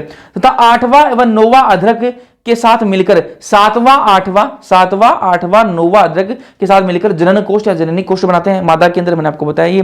जिसके अगर भाग में मादा जनन छिद्र होता है, अगर भाग में क्या होता है, मादा जनन छिद्र होता है, स्पर्मेथिकल छिद्र होता है, और संपार्श्विक ग्रंथियां होती हैं, ये मैंने आपको बताया थोड़ी देर पहले, ठीक है। नर में केवल 8वां पृष्ठक ही 7वें खंड द्वारा, ये यहां पर इसको भी काट देना, इस लाइन को, ठीक है, ठीक है। और मैंने यहां पर कुछ बातें मिसिंग है, ठीक है, मिसिंग बातें वो मैंने आपको यहां बताई, ठीक है। एक मिनट में दिखाता हूं आपको, एनसीईआरटी में कुछ बातें मिसिंग है, ये वाली बातें नहीं लिख रखी है एनसीईआरटी ने, यहां पर नहीं लिखी है ना। तो जननी कोष बनता है नर के अंदर, फीमेल वाले की बात कर दी यहां पे, है ना, लेकिन नर वाले की बात नहीं करी कि 9वें 10वें और 9वें अधरक, 9वें 10वें पृष्ठक और 9वें अधरक से मिलकर इनका जननी कोष्ठ बनता है नर के अंदर, है ना। ये वाली बात यहां पर एनसीईआरटी नहीं लिखती है ना, तो ये वाली बात नहीं लिखी हो तो मैंने आपको बता दी है, लेकिन वो नर और मादा दोनों में 10वें खंड में एक जोड़ी क्या होती है, संधि युक्त तंतु में गुदीय लूम होती है। गुदीय लूम नर और मादा दोनों के अंदर पाई जाती है, 10वें खंड के अंदर होती है, एनल सरसाई दोनों के अंदर होती है ना। लेकिन गुदासुक जो है, एनल साइज जो है वो सिर्फ और सिर्फ मेल में होती है, मादा में ये सुख जो वो अनुपस्थित होते हैं, मादा में नहीं होती, सिर्फ उसी मेल में होती है। तो ये मैंने आपको बता ही दिया। यहां पर ये बाह्य आकारी की इसकी खत्म हो जाती है। अब बात करेंगे इसकी आंतरिक आकारी की, है ना। तो कुछ मिस्टेक्स हैं, वो मिस्टेक मैंने आपको बताई दी है, ठीक है, और कुछ बातें नहीं लिखी हुई हैं वो मैंने आपको बता दी, जो इंग्लिश वाले में दे रखी है, हिंदी वाले में नहीं दे रखी, ठीक है। चलो आ जाओ जी, अब हम बात करेंगे किसकी, आंतरिक आकारी की बात करेंगे, एनाटॉमी की बात करते हैं, ठीक है। मोर्फोलॉजी पढ़ ली बार बार की, अब अंदर से चलते हैं ना। अंदर बात करेंगे किसकी, अपन पाचन तंत्र की बात करेंगे। आ जाओ, ठीक है। ये देखो इसका पाचन तंत्र डायग्राम देख लो, बस खत्म हो जाएगा डायग्राम में। क्या है इनमें, मुख होता है, मुख है, मुख के बाद में ग्रसनी है, ठीक है, वो तो आप सबको पता ही है। मुख, यहां पर मुंह होगा कॉकरोच का, मुख के बाद में ग्रसनी है, ग्रसनी के बाद में ग्रशिका है, फिर आपका सशस्त्र आ जाएगा, ठीक है, सशस्त्र इंग्लिश में क्रोप कहते हैं इसको। फिर आएगी पेशणी, ठीक है, पेशणी के बाद में क्या आएगा, पेशणी के बाद में जाएगा मध्यंत्र या फिर मध्य आहार नाल आ जाएगी, ठीक है। उसके बाद में शुद्रांत्र, फिर वर्धांत्र, फिर मलाशय आ जाएगा। अब मैं आपको एक बार एनसीईआरटी में लेके चलता हूं, उस डायग्राम में आपको ज्यादा समझ में आएगा, ठीक है। यहां पर देखना, इसका जो पाचन तंत्र है, पाचन तंत्र दो चीजों से मिलकर बना हुआ होता है, सबको पता है आपको। आहार नाल होती है मेन तो उसमें, ठीक है। तो यहां पर क्या है, इसका मुंह, मुंह के बाद में क्या है, ग्रसनी, ग्रसनी के बाद में क्या है, ग्रशिका, ग्रशिका के बाद में सशस्त्र, सशस्त्र के बाद में पेशणी, ठीक है। ये इतना इतना स्ट्रक्चर है ना, ये इतना इतना यहां तक, इसको कहेंगे अपन क्या, इसको कहेंगे अपन फोरगट अग्रांतर। ये क्या है, अग्रांतर, अग्रांतर, ठीक है। और ये इतना इतना है जो है, इतना इतना, ये है मध्यांतर। और ये इतना इतना जो है वो क्या है, आपका पश्चांतर, ठीक है। तो ये तीन भागों में इसको बांट सकते हैं। लिख देता हूं, चलो मैं इसको लिख ही देता हूं, नोट्स में ऐड करूं क्या, जरूरत तो थी नहीं वैसे, लेकिन चलो यहां कर देते हैं। मुंह, मुंह के बाद में ग्रसनी, ग्रसनी के बाद में ग्रशिका,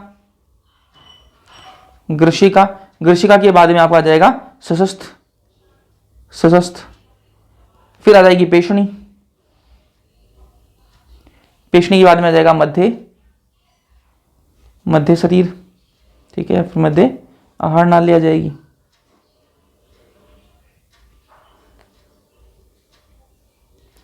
फिर आ जाएगा आपका शुद्रांत्र,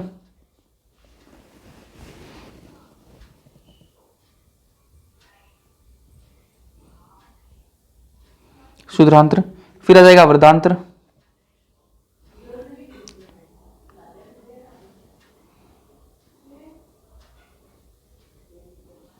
वर्धांत्र, और फिर आ जाएगा आपका मलाशय।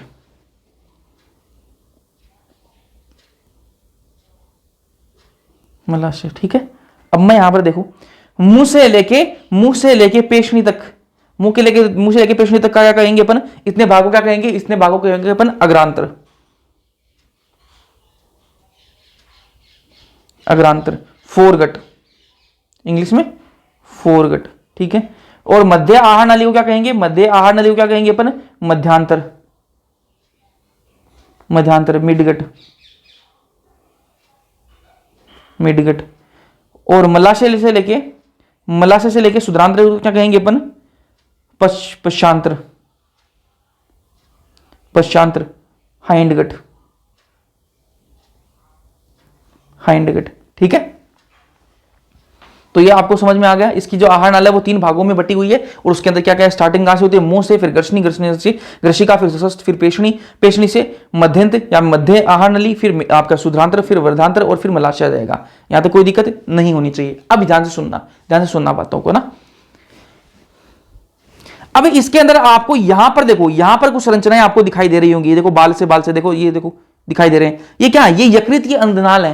क्या कहेंगे, यकृतीय अंधनाल कहते हैं, इंग्लिश में हिपेटिक सीका कहा जाता है इनको, है ना। यकृतीय अंधनाल हैं। कितने होते हैं ये यकृतीय अंधनाल, 6 से 8 होते हैं। कितने होते हैं, 6 से 8 यकृतीय अंधनाल होते हैं। और ये काम क्या है, पाचक रस निकालते हैं, ठीक है। देखो ध्यान से, पेशणी के बाद में क्या है, यकृतीय अंधनाल लगे हुए हैं। और ये यकृतीय अंधनाल जो है वो कितने होते हैं, 6 से 8 होते हैं। और क्या निकालते हैं, पाचक रस निकालते हैं, ठीक है। पाचक रस किस काम आएंगे, पाचन में मदद करेंगे, ठीक है।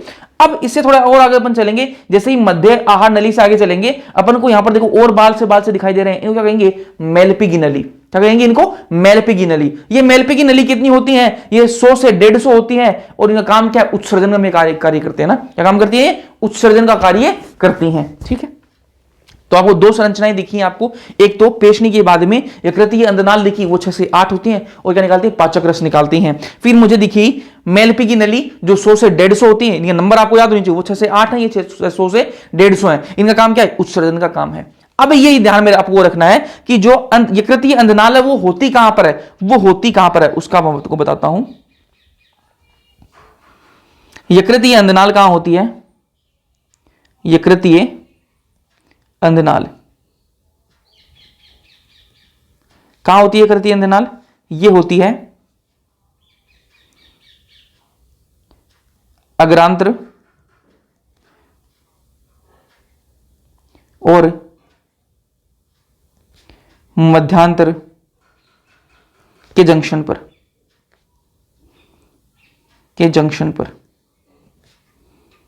ठीक है। और जो आपकी मेलपी की नली है,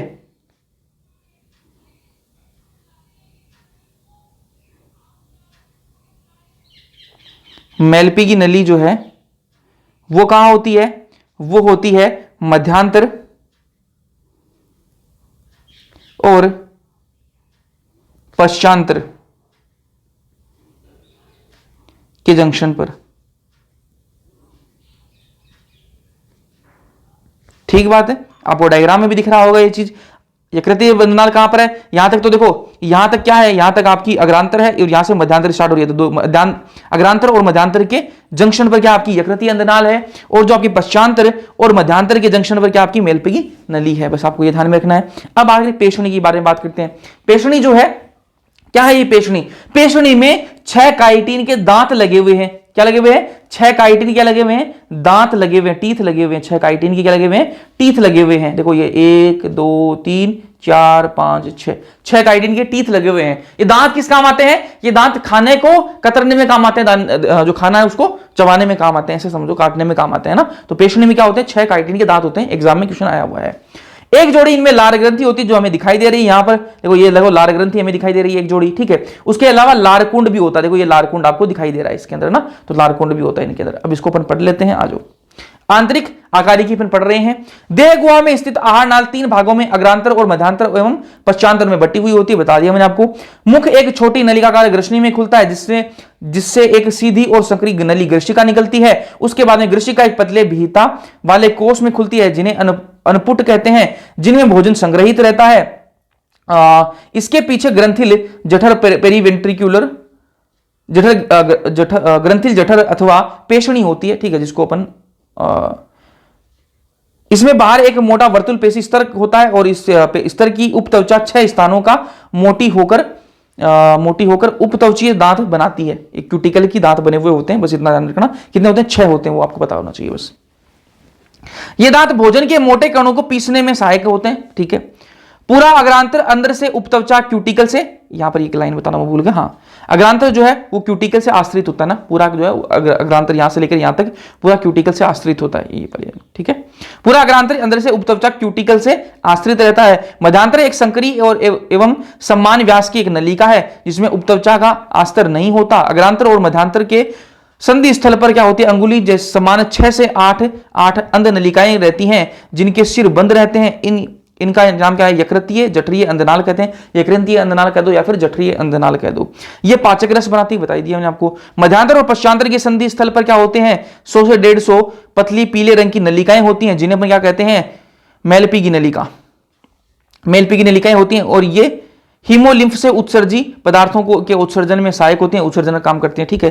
पश्चांतर मध्यांतर से थोड़ा चौड़ा होता है। पश्चांतर जो है वो मध्यांतर से थोड़ा सा चौड़ा होगा। आपको देखो डायग्राम में भी दिखाता हूं, आपको देखो डायग्राम में भी दिख रहा होगा, ये यहां तक देखो मध्यांतर है, उसके अंदर पश्चांतर देखो थोड़ा चौड़ा है ना, तो मध्यांतर से थोड़ा चौड़ा होता है पश्चांतर। पश्चांतर जो है वो थोड़ा चौड़ा होता है मध्यांतर से, ठीक है। तथा शुद्रांतर फिर वर्धांतर और उसके बाद में मलाशय में विभक्त रहता है। मलाशय बाहर की ओर गुदाद्वार से खुल जाता है, बाहर निकल जाता है, ठीक है। चलो, तो यहां पर इसका डाइजेस्टिव सिस्टम हो गया। आगे बात करेंगे अपन किसकी, श्वसन तंत्र की बात करते हैं। श्वसन तंत्र कैसा होता है इनका, श्वसन तंत्र जो इनका वो कैसा होता है, साखित श्वास नालों का जाल बना हुआ होता है ना। श्वसन तंत्र के अंदर क्या है, साखित श्वास नालों का क्या है, जाल बना हुआ होता है, कि नेटवर्क बना हुआ है। जो श्वास नाल है, जो ट्रैकिया है, उसका एक जाल बना हुआ होता है। इस प्रकार के जाल बने हुए हैं पूरे शरीर के अंदर, ठीक है। जैसे हमारे शरीर के अंदर गैस का परिवहन करना है, मान लो ऑक्सीजन CO2 इनका परिवहन करना है, तो किसकी सहायता लेते हैं, रक्त की सहायता लेते हैं। अरे ऑक्सीजन और रक्त ऑक्सीजन और कार्बन डाइऑक्साइड किससे जाते हैं, किससे ट्रांसपोर्ट होते हैं, किससे परिवहन होता है इनका, आपके रक्त से। रक्त के अंदर क्या है, हीमोग्लोबिन, हीमोग्लोबिन सहायता करता है। लेकिन जो आपके कॉकरोच होता है इसके अंदर कोई हीमोग्लोबिन नहीं होता, इसके रक्त के अंदर कोई हीमोग्लोबिन नहीं होता। हीमोग्लोबिन नहीं होता तो यहां पर रक्त का कोई मतलब नहीं है, रक्त का कोई मतलब है नहीं। किसमें मतलब नहीं है, इनके जो गैस है उनके परिवहन के अंदर, है ना। तो गैसों के परिवहन में ब्लड या फिर हीमोलिम्फ, इनके अंदर ब्लड को क्या कहते हैं, हीमोलिम्फ कहते हैं ना। जो कॉकरोच का जो ब्लड होता है उसको क्या कहते हैं, हीमोलिम्फ कहते हैं। हीमोलिम्फ की कोई भूमिका नहीं होती। तो श्वसन तंत्र की बात कर रहे हैं। श्वसन तंत्र किससे बना हुआ होता है, शाखित श्वास नालों का एक जाल बना हुआ होता है, ठीक है। गैसों के परिवहन में ब्लड हीमोलिम्फ का कोई कार्य नहीं होता क्योंकि इनमें कोई हीमोग्लोबिन नहीं होती है। ये देखो, ये देखो। फिर आप कहोगे भैया ये इनके अंदर रक्त तो होता नहीं, रक्त तो होता है लेकिन इनके अंदर कोई हीमोग्लोबिन तो होता नहीं, तो गैसों का परिवहन कैसे होगा। तो मैंने कहा परिवहन ऐसे होगा, ये मान लो कॉकरोच है, इसके अंदर देखो यहाँ छिद्र, यहाँ छिद्र, यहाँ देखो, इस प्रकार के श्वास छिद्र बने हुए हैं। क्या बने हुए हैं, श्वास छिद्र बने हुए हैं, जिनको क्या कहेंगे, स्पाइरेकल कहते हैं, श्वास छिद्र, ठीक है। अब मैं इस एक छिद्र को यहां देखो, इस एक श्वास छिद्र को बाहर निकाल लेता हूं ना। तो इसको मैंने जूम किया, इसको मैंने यहां पर जूम कर लेता हूं, थोड़ा मैं स्ट्रक्चर लगा देता हूं। इसको मैंने जूम किया और ये देखो बाहर निकाल लिया मैंने जूम करके इसको, ठीक है। ये क्या आपका श्वास छिद्र, देखो ये क्या है, श्वास छिद्र, ठीक है। ये कहां होता है, पार्श्व सतह पर बना हुआ है, देखो साइड में बना हुआ ना, साइड वाली जगह क्या कहते हैं, ये कॉकरोच है जी। कॉकरोच की साइड वाली जगह क्या कहेंगे, पार्श्व कहेंगे ना। तो पार्श्व देखो सतह पर है ना, श्वास छिद्र कहां होते हैं, पार्श्व सतह पर होते हैं। 10 जोड़ी होते हैं श्वास छिद्र, कितने होते हैं, 10 जोड़ी होते हैं। और ये अवरोधनी द्वारा नियमन होता है इनका। और यहां पर कितनी हवा अंदर आएगी, कितनी हवा बाहर जाएगी, इसका नियमन कौन करेगा, इसका नियमन करेगा अवरोधनी लगी हुई है। देखो ये देखो लाल कलर की अवरोधनी लगी हुई है। ये अवरोधनी जो है वो नियमन करते हैं, वो रेगुलेट करते हैं कितनी हवा अंदर जाएगी, कितनी हवा बाहर निकलेगी, है ना। देखो वापस इनमें क्या होते हैं, श्वास छिद्र होते हैं, ठीक है। उस श्वास छिद्र कहां होते हैं, पार्श्व सतह पर होते हैं। भैया दिख रहा है हमें पार्श्व सतह पर है, ठीक है। कितने होते हैं, 10 जोड़ी होते हैं। अवरोधनी द्वारा नियमन होता है इनका, ठीक है। यहां पर देखो लाल कलर की देखो अवरोधनी लगी हुई है। इस अवरोधनी क्या करती है, ये नियमन करती है कि कितनी हवा अंदर आएगी, कितनी हवा बाहर जाएगी। इस श्वास छिद्र से आगे जैसे हमें चले तो एक नली है, बड़ी सारी नलिका है, जिसको अपन क्या कहेंगे, ट्रेकिया कहेंगे, श्वास नली है। क्या है, श्वास नली, ये देखो श्वास नली है, ठीक है, ट्रेकिया। अब ये श्वास नली आगे जाके बहुत सारी श्वास नलिकाओं में क्या हो रही है, विभाजित हो रही है, ठीक है। यहां पर हमें क्या दिखा, श्वास छिद्र दिखा। श्वास छिद्र के हमें पास में क्या दिखा, हमें अवरोधनी दिखी। वो अवरोधनी क्या कर रही थी, वो कर रही थी कि भाई कितनी हवा अंदर जाएगी, कितनी हवा बाहर निकलेगी, उसका काम कर रही थी। फिर जैसे हम श्वास छिद्र के अंदर गए हमें क्या दिखा, ट्रेकिया दिखा, श्वास नली दिखी। श्वास नली के आगे हम जैसे ही गए तो हमें क्या दिखा कि श्वास नली जो है वो कई सारी नलिकाओं में क्या हो गई, विभाजित हो गई, जिनको क्या कहेंगे अपन, श्वास नलिकाएं कहेंगे। क्या नाम है इनका, ट्रैक्यूल कहेंगे, ठीक है। आज ये ट्रेकियल जो वो कहां होते हैं, ये टिश्यूज के पास में होते हैं, ऊतकों के पास में होते हैं। इन श्वास नलिकाओं में क्या है, हवा आ चुकी है, टिश्यूज यहां पर है ही, ठीक है। और इनके बीच में क्या होगा, विसरण होगा, ठीक है। गैसों क्या हो जाएगा, विसरण हो जाएगा। तो इस प्रकार से यहां पर कोई श्वसन क्रिया इस प्रकार से होती है। इनके अंदर कोई ब्लड की जरूरत नहीं पड़ती, कोई हीमोग्लोबिन की इनको जरूरत होती नहीं, क्योंकि पूरा एक ट्रेकियल सिस्टम बना हुआ है, एक जाल बना हुआ होता है, श्वास नलिकाओं का एक पूरा जाल बना हुआ है, उसी से इनके अंदर हो जाता है काम, ठीक है। चलो इसको एक बार रीड कर लेते हैं। श्वसन तंत्र शाखित श्वास नालों ट्रेकिया के जाल का बना हुआ होता है। श्वास नाल श्वास छिद्रों द्वारा खुलती है, मैंने आपको बता दिया।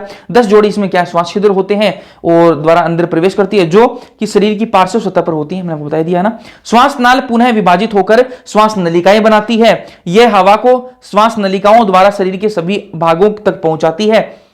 श्वास छिद्रों का खुलना अवरोधनी द्वारा नियमित, ठीक है, ये मैंने आपको बता दिया, स्फिंक्टर लगा होता है अवरोधनी। श्वास नलिकाएं पर गैसों का आदान प्रदान विसरण विधि द्वारा होता है। यहां पर देखो गैसों का आदान प्रदान जो है वो टिश्यू और इस श्वास नलिकाओं के बीच में गैसों का आदान प्रदान विसरण द्वारा हो रहा है, ठीक है। चलो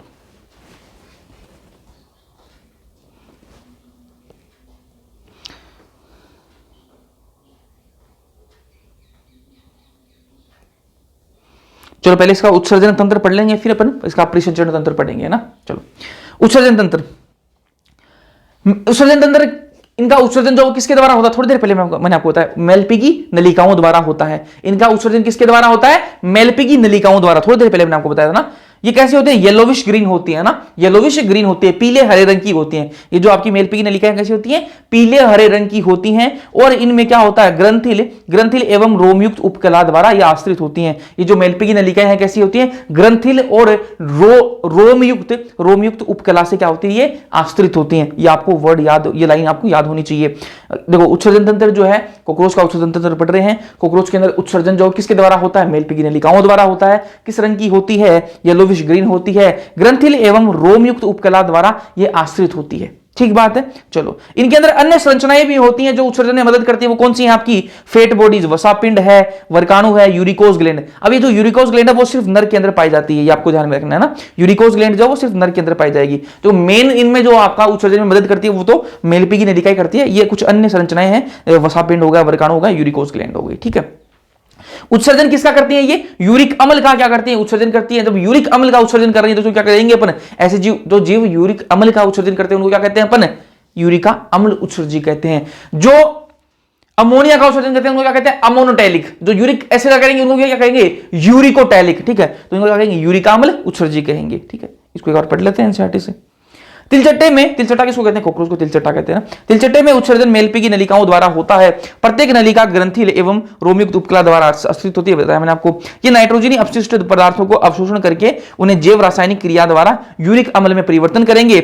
यूरिक अम्ल पश्चांतर द्वारा उत्सर्जित कर दिया जाता है, अतः कीट यूरिका अम्ल उत्सर्जी कहलाता है। इनके साथ वसापिंड, वर्काणु, उपत्वचा और यूरिकोज ग्रंथियां भी उत्सर्जन में सहायक होती हैं। ये मैंने आपको सारा बता ही दिया। चलो, उत्सर्जन तंत्र हो गया। अब बात करेंगे अपन किसकी, परिसंचरण तंत्र की बात करेंगे। चलो अब बात करते हैं परिसंचरण तंत्र की बात करते हैं ना। तो इनके अंदर परिसंचरण तंत्र किस प्रकार का होता है, खुले प्रकार का होता है ना। कॉकरोच के अंदर परिसंचरण तंत्र जो है वो कैसा होता है, खुले प्रकार का परिसंचरण तंत्र होता है।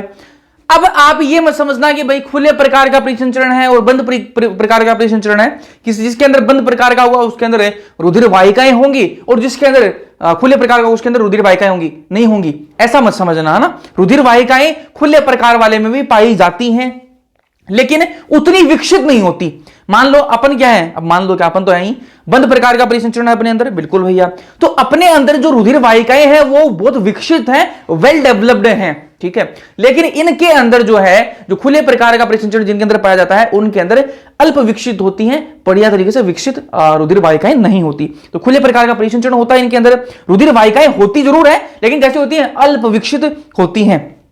ठीक बात है। इनके अंदर जो ब्लड है, ब्लड जो है वो क्या होता है, इनके अंदर हीमोलिम्फ होता है। ठीक है, ब्लड क्या होता है इनके अंदर, हीमोलिम्फ होता है, जिसको अपन क्या हिंदी में कहेंगे, रुधिर लसिका कहेंगे।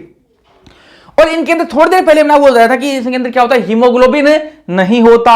हीमोग्लोबिन नहीं होता तो रंग कैसा होगा, रंग कुछ नहीं होगा। अरे रंग किसकी वजह से आता है, हमारा रंग जो है, खून का रंग जो है वो लाल क्यों है, क्योंकि हीमोग्लोबिन है। हीमोग्लोबिन की वजह से वो रंग लाल हो रहा है। इनके अंदर हीमोग्लोबिन है ही नहीं तो रंग कैसा होगा, रंगहीन होगा, कोई रंग नहीं होगा।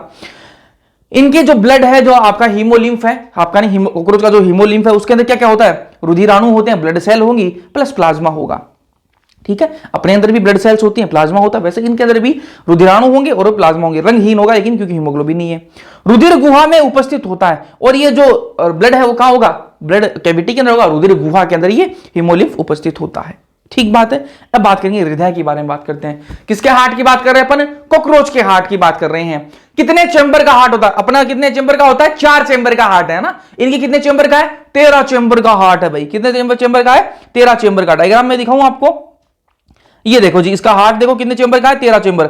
1 चेंबर, 2 चेंबर, 3 चेंबर, 4 चेंबर, 5, 6, 10, 11, 13। ठीक है, तो 13 चेंबर का क्या है, हार्ट है। ठीक है, चलो, तो हृदय इनका 13 चेंबर का है। ठीक है, कहां होता है इनका हृदय, जो वो स्थित कहां होता है, तो वक्ष और उदर की मध्य पृष्ठीय रेखा पर स्थित होता है। कहां स्थित है, देखो वक्ष में। ठीक है, ये देखो वक्ष और उदर की जो मध्य पृष्ठीय जो रेखा है ना, जो बीच में, देखो बीच में, मध्य मतलब बीच में, ठीक है, पृष्ठ मतलब पीछे वाली साइड में। ठीक है, तो मध्य पृष्ठीय रेखा में क्या है, ये स्थित है। अब आपको इसको अपन ऊपर से देख रहे हैं अपन इसको। ठीक है, अब मान लो ये कॉकरोच है, ये ऊपर वाला भाग क्या है, ये क्या है आपका डोर्सल है, और ये क्या है वेंट्रल है। तो यहां आपका जो कहां होगा, यहां होगा ना, यहां होगा आपका हार्ट। कॉकरोच का हार्ट जो वो कहां होगा, यहां होगा, डोर्सल साइड में होगा। वक्सीय, यहां पर देखो इतना क्या मान लो, वक्स मान लो, ये इतना मान लो, उदर मान लो इसका, ठीक है। तो वक्सीय और उदरीय मध्य, ठीक है, मध्य रेखा के पृष्ठीय मध्य रेखा ना, पृष्ठ साइड में मध्य रेखा मतलब बीच में होगा दोनों के, तो बस यही तो इसका लोकेशन होगी। तो स्थित कहां होता है, वक्स और उदर की मध्य पृष्ठीय रेखा पर ये स्थित होता है। 13 चेंबर का होता है। इसके अंदर हर चेंबर के अंदर ओस्टिया नामक द्वार होता है, ठीक है, जिससे हीमोलिम्फ इंटर होता है। अब भाई आपका हृदय है, हृदय के अंदर काम क्या है हृदय का, हृदय काम ये है कि उसके अंदर ब्लड जाएगा भाई, सीधा सा बात है ना।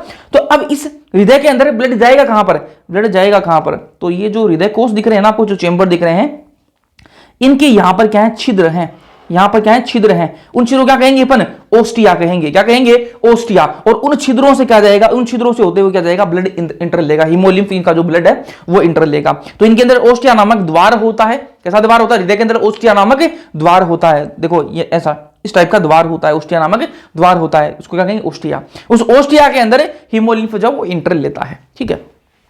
दो चेंबर के बीच पक्षाकार पेशी होती है। दो चेंबरों के बीच में, टोटल चेंबर कितने हैं, 13 चेंबर हैं, और दो चेंबरों के बीच में, ये देखो ये एक चेंबर और ये मान लो दूसरा चेंबर है ना, इन दो चेंबरों के बीच में यहां पर क्या है, एक पेशी है जिसको क्या कहेंगे अपन, पक्षाकार पेशी कहेंगे। एक चेंबर, ये दूसरा चेंबर, इन दोनों की चेंबरों के बीच देखो पेशी है, क्या कहेंगे, पक्षाकार पेशी कहेंगे। इसमें अलेरी मसल्स कहते हैं, क्या कहते हैं, अलेरी मसल्स।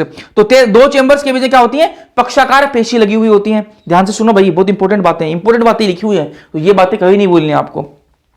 और हार्ट का जो आगे वाला भाग है उसमें क्या है, अगर महाधमनी है, क्या है, अगर महाधमनी। ये देखो हार्ट का जो आगे वाला भाग है ये क्या है, अगर महाधमनी। ये देखो अगर महाधमनी, ये अगर महाधमनी कहां खुलेगी, इसके सिर के अंदर है ना, जो कोकरोच का जो सिर है उसके अंदर ये अगर महाधमनी खुलेगी, और सिर के अंदर जो खाली जगह तो क्या कहेंगे अपन, सिफेलिक साइनस कहेंगे। कहां क्या कहेंगे, सिफेलिक साइनस। तो जो अगर महाधमनी वो कहां खुलती है, कोकरोच के सिर में, मतलब सिफेलिक साइनस के अंदर खुलती है, ठीक बात है। अब थोड़ी बात कर ले पक्षकार पेशी की। पक्षकार पेशी मैंने आपको थोड़ी देर पहले बताया कि दो चेंबर के बीच में, हार्ट के अंदर 13 चेंबर हैं, और दो चेंबरों के बीच में क्या होती है, पक्षकार पेशी लगी हुई होती है, जिनको अलेरी मसल्स या फिर पक्षकार पेशी कहते हैं।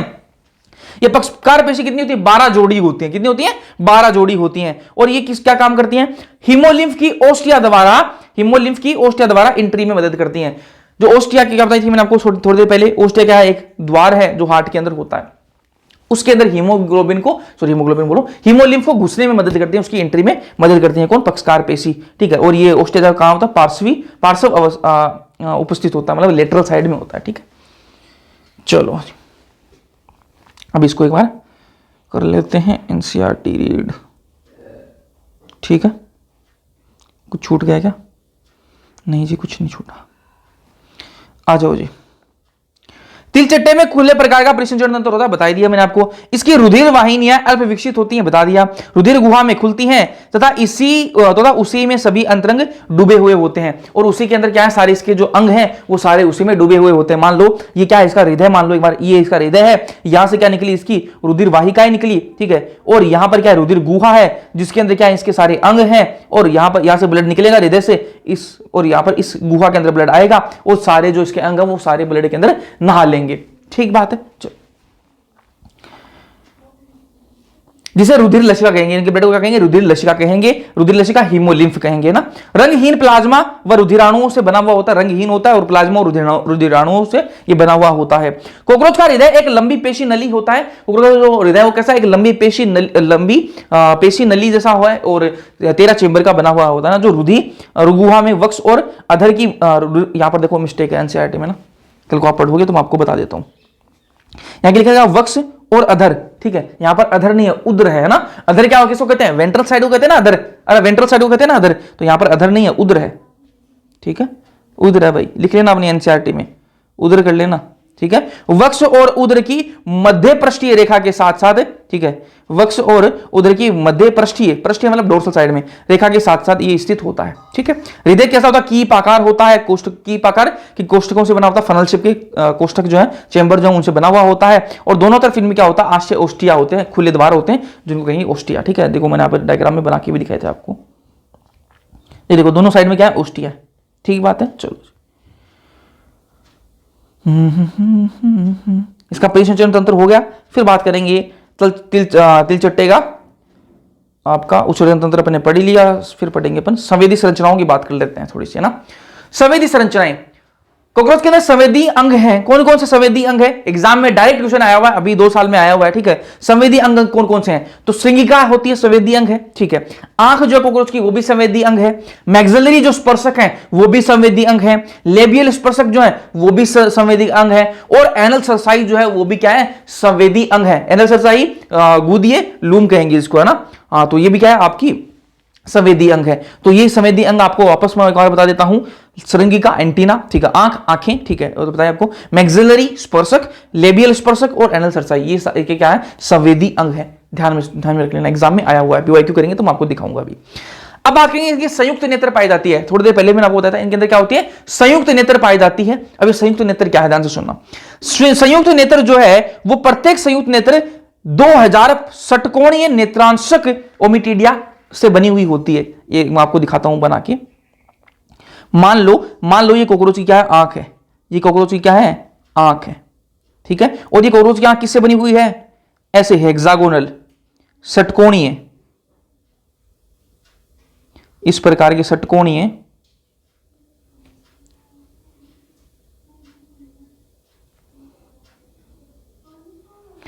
षटकोणीय क्या है? ओमिटिडिया से बने हुए हैं ना। इनको क्या कहेंगे अपन? नेत्रांशक कहेंगे। इसका शेप है क्या मेरे पास में? अगर शेप हुआ तो अपन उसी से बना लेंगे। नहीं जी, इसका शेप नहीं है, ठीक है। थोड़ा सा मैं बढ़िया बनाने की कोशिश करता हूं।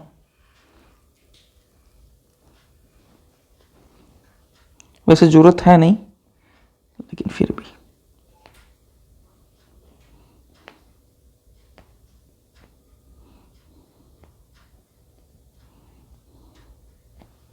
अब आप कहोगे भैया यही बढ़िया था क्या आपका? कलाकारी इतनी आती है मेरे को भाई।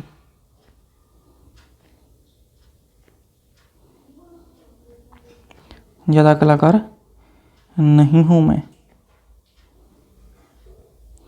गंदा ही लग रहा है यार ये तो, ठीक है। तो इस प्रकार की मतलब हेक्सागोनल आप समझ गए ना। तो इस प्रकार की आंखें जो है इसके अंदर 2000 क्या है? ओमिटिडिया है। इस प्रकार की क्या है? ओमिटिडिया। ये मैं लिख भी देता हूं, आप समझ तो गई। अच्छा तो बन नहीं रहा मेरे से, गंदा सा लग रहा, तो मेरा को बनाने का मन भी नहीं हो रहा। ओमिटिडिया है ना, नेत्रांशक कहेंगे ना। तो इनकी जो संयुक्त आंखें, प्रत्येक संयुक्त आंखों के अंदर कितने होते हैं? 2000 षटकोणीय नेत्रांशक होते हैं, जिनको इंग्लिश में ओमिटिडिया कहा जाता है, ठीक है। प्रत्येक संयुक्त आंखों के अंदर दोनों के 2 आंखें होती हैं, इसके अंदर संयुक्त नेत्र कितने होते हैं? 2 होते हैं। तो एक के अंदर क्या है? 2000 षटकोणीय है ना, प्रत्येक है ना। चलो, इनका संयुक्त नेत्र जो है ये कैसी दृष्टि होती है? इनके अंदर मोजेक दृष्टि होती है। एग्जाम में आया हुआ है, मोजेक दृष्टि होती है इनके अंदर। मोजेक दृष्टि का मतलब क्या है? कि कोई एक चीज देख रहे हैं ना, मतलब मैं आपको देख रहा हूं, है ना। तो मैं आपकी अगर मेरे अंदर मोजेक दृष्टि हुई तो मैं क्या है? आपकी बहुत सारी क्या फोटो निकाल लूंगा ना। मोजेक दृष्टि का मतलब क्या है? मैं आपकी क्या करूंगा? बहुत सारी फोटोज निकाल लूंगा।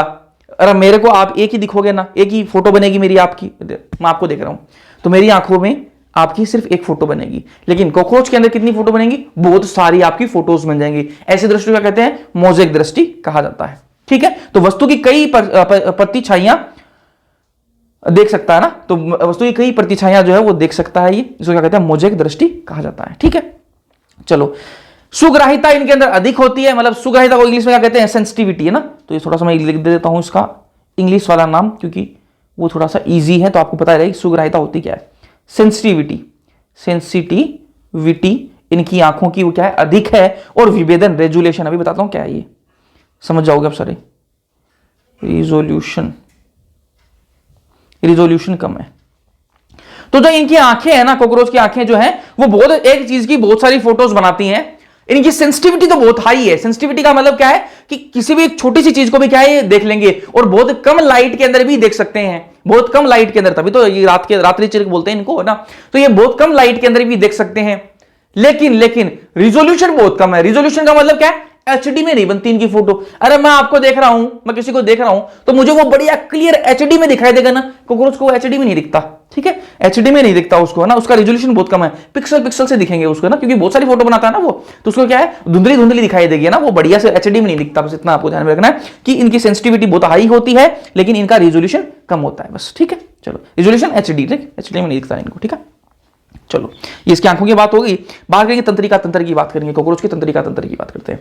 तो एक श्रेणीबद्ध खंडीय व्यवस्थित गुच्छिकाओं का बना हुआ होता है ना। इनका जो तंत्रिका तंत्र है वो क्या है? एक श्रेणीबद्ध खंडीय खंडीय व्यवस्थित, अलग अलग खंडों में व्यवस्थित क्या है, गुच्छिकाओं का बना हुआ होता है ना। गुच्छिकाओं को इंग्लिश में कहेंगे गेंगलिया, ठीक है। तो इनके अंदर क्या होती है, गेंगलिया होती है, उनको क्या इंग्लिश में हिंदी में कहते हैं गुच्छिकाओं। तो उन गुच्छिकाओं से क्या बना हुआ होता है, इनका तंत्रिका तंत्र बना हुआ होता है।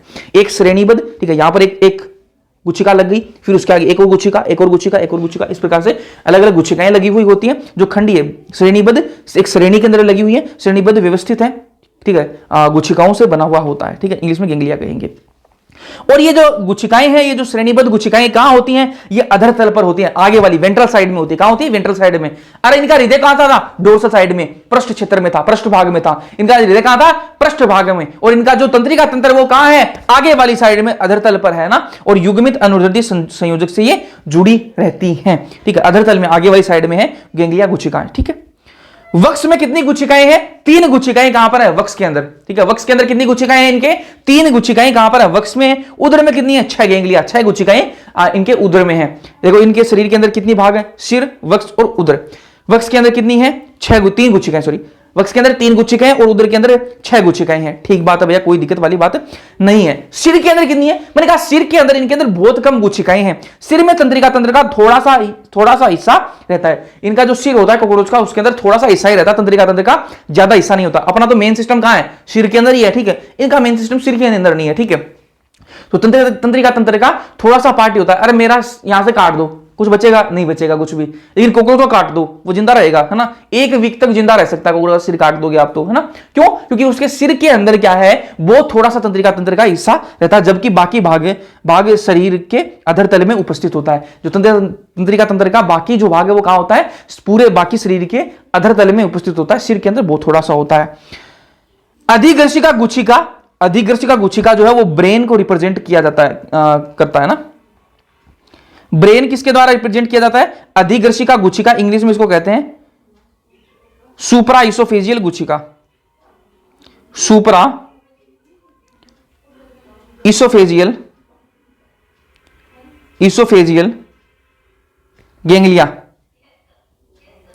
तो जो सुप्रा इसोफेजियल गेंगलिया या फिर हिंदी में अधिग्रशिका गुच्छिका जो है, ये किसको रिप्रेजेंट करती है, ब्रेन को रिप्रेजेंट करती है। इनके अंदर दिमाग को कौन रिप्रेजेंट करता है, ये अधिग्रशिका गुच्छिका जो है वो दिमाग को रिप्रेजेंट करती है। इनकी गर्दन काट दो, सिर काट दो कॉकरोच का, ठीक है, तो भी ये जिंदा रहेंगे 1 वीक तक। क्यों जिंदा रहेंगे, इसलिए रहेंगे क्योंकि इनके सिर के अंदर क्या है, बहुत कम तंत्रिका तंत्र का भाग होता है। बाकी सारा भाग तो बाकी पूरे धड़ के अंदर होता है, सिर के अंदर ज्यादा तंत्रिका तंत्र का भाग नहीं होता ना। तो 1 वीक तक ये जिंदा रह सकते हैं। चलो इसको एनसीईआरटी रीड करते हैं। तिलचट्टा में तंत्रिका तंत्र एक श्रेणीबद्ध खंडीय व्यवस्थित गुच्छिकाओं का बना हुआ होता है, बता दिया मैंने आपको, जो अधर तल पर युग्मित पेड़ अनुदैर्ध्य संयोजक से जुड़ी हुई होती हैं। 3 गुच्छिकाएं वक्ष में होती हैं और 6 कहां पर होती हैं, उदर के अंदर स्थित होती हैं, बता दिया मैं आपको। कॉकरोच का तंत्रिका तंत्र पूरे शरीर में फैला रहता है, ठीक है। सिर में तंत्रिका तंत्र का थोड़ा सा हिस्सा रहता है, जबकि बाकी भाग जो वो तंत्रिका तंत्र का कहां होता है, वो शरीर के अंदर होता है, शरीर के दूसरे भागों में अधर तल में उपस्थित होता है, ठीक है। अधर तल वेंट्रल साइड में होगा, बता दिया मैंने आपको ना। अब तक आप ये जान चुके हैं होंगे कि कॉकरोच का सिर काटने के बाद भी ये 1 सप्ताह तक जीवित रह सकता है। क्यों, क्योंकि सिर के अंदर बहुत कम भाग होता है तंत्रिका तंत्र का ना। सिर में मस्तिष्क जो है वो इसको कौन रिप्रेजेंट करता है, अधिग्रशिका गुच्छिका जो है आपकी सुप्रा इसोफेजियल जो आपकी गेंगलिया है वो इसको रिप्रेजेंट करती है, जो कि श्रृंगिकाओं का संयुक्त नेत्र का संयुक्त नेत्र को तंत्रिकाएं भेजता है। और ये जो है आपका जो अधिग्रशिक जो गुच्छिका है, ये किससे कनेक्टेड होती है, जो इनकी आंखें होती है, संयुक्त जो नेत्र होता है उनसे कनेक्टेड होती है। तिलचट्टे में संवेदन अंग कौन कौन से हैं, देखो ये श्रृंगिका, आंख, मैक्सिलरी स्पर्शक, लेबियल स्पर्शक तथा गुदा रोमक, जिसको अनसरसाई कहेंगे ना। तो ये अपन ने कर ही लिया। श्रृंगिका, स्पर्शक और रोमक स्पर्श संवेदी होते हैं। सिर के पृष्ठ सतह पर एक जोड़ी संयुक्त नेत्र पाए जाते हैं। प्रत्येक संयुक्त नेत्र में लगभग 2000 षटकोणीय नेत्रांशक होते हैं, जिनको इंग्लिश में ओमिटीडिया कहते हैं। यहां पर ओमिटिया लिख रखा है, ओमिटीडिया है वो ना, तो ये गलत लिख रखा है, ओमिटिया नहीं है, ओमिटीडिया होते हैं। कई नेत्रांशकों की मदद से तिलचट्टा एक ही वस्तु की कई प्रतिछाइयां देख सकता है। इस प्रकार की दृष्टि को क्या कहते हैं, मोज़ेक दृष्टि कहते हैं। एक ही चीज की बहुत सारी फोटो बना सकता है, प्रतिछाइयां देख सकता है एक ही वस्तु की, इस प्रकार की दृष्टि को क्या कहते हैं, मोज़ेक दृष्टि कहते हैं। ये मैंने आपको बताया थोड़ी देर पहले। जिसकी सुग्राहिता अधिक होती है, सुग्राहिता सेंसिटिविटी बहुत अधिक है, लेकिन विभेदन कम होता है, रेजोल्यूशन कम है। सेंसिटिविटी किसी भी बारीक से बारीक चीज को कम लाइट के अंदर भी किसी चीज को देख सकते हैं, क्योंकि सेंसिटिविटी बहुत ज्यादा है, लेकिन एचडी में नहीं देख पाते, ठीक है। यह सामान्यतः रात के समय होती है, अतः इसे रात्रि दृष्टि कहा जाता है, ठीक है, आपको पता ही है। चलो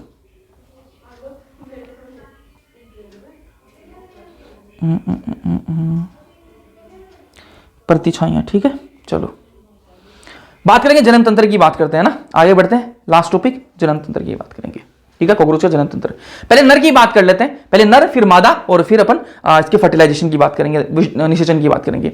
नर के अंदर क्या होगा, वर्षण होगा, भैया हमें तो ये पता है, नॉर्मल बातें हैं। वर्षण कितने होंगे, एक जोड़ी वर्षण होंगे, ठीक है। कैसे होंगे, ट्राई लोब्यूलर होंगे ना, 3 लोब के बने हुए होंगे, 4 से 6 उदरीय खंड में उपस्थित होंगे। इनकी लोकेशन आपको याद होनी चाहिए। जो इनके वर्षण है नर के अंदर, जो इनके टेस्टिस हैं, जो वर्षण है, वो कहां पाए जाते हैं, 4 से 6 जो खंड है ना, जो पूरा खंडों से बना हुआ है, इनका शरीर पूरा खंडों से बना हुआ है, तो 4 से 6 खंड जो है उनके बीच इनका उदरीय खंड जो है, 4 से 6 उदरीय खंड के बीच में क्या है, इनके वर्षण जो है उपस्थित होते हैं। शुक्राणु निर्माण का काम होता है वर्षण का, तो आपको पता ही है, 4 से 6 ये याद रखना आपको ना। वर्षण से क्या निकलती है, वर्षण से क्या निकलती है, शुक्रवाहिनी निकलती है। शुक्रवाहिनी कितनी होती है, एक जोड़ी। 2 वर्षण है तो दोनों वर्षणों से एक एक शुक्रवाहिनी निकलेंगी, तो एक जोड़ी क्या होगी, आपकी शुक्रवाहिनी होगी। शुक्रवाहिनी का काम क्या है, शुक्राणु को लेकर जाती है ये, ठीक बात है। अब क्या है, 2 शुक्रवाहिनी निकली है, वो दोनों शुक्रवाहिनी आपस में मिलकर क्या बना लेंगी, वो आपस में मिलकर क्या बना लेंगी, स्खलिनीय वाहिनी बना लेंगी। डायग्राम से दिखाऊं आपको, डायग्राम से दिखाता हूं, चलो आपको। ये क्या है, ये जी 2 क्या है, वर्षण है, ठीक है। वर्षण से क्या निकली, वर्षण से भैया निकाल दो आप क्या, शुक्रवाहिनी निकाल दो।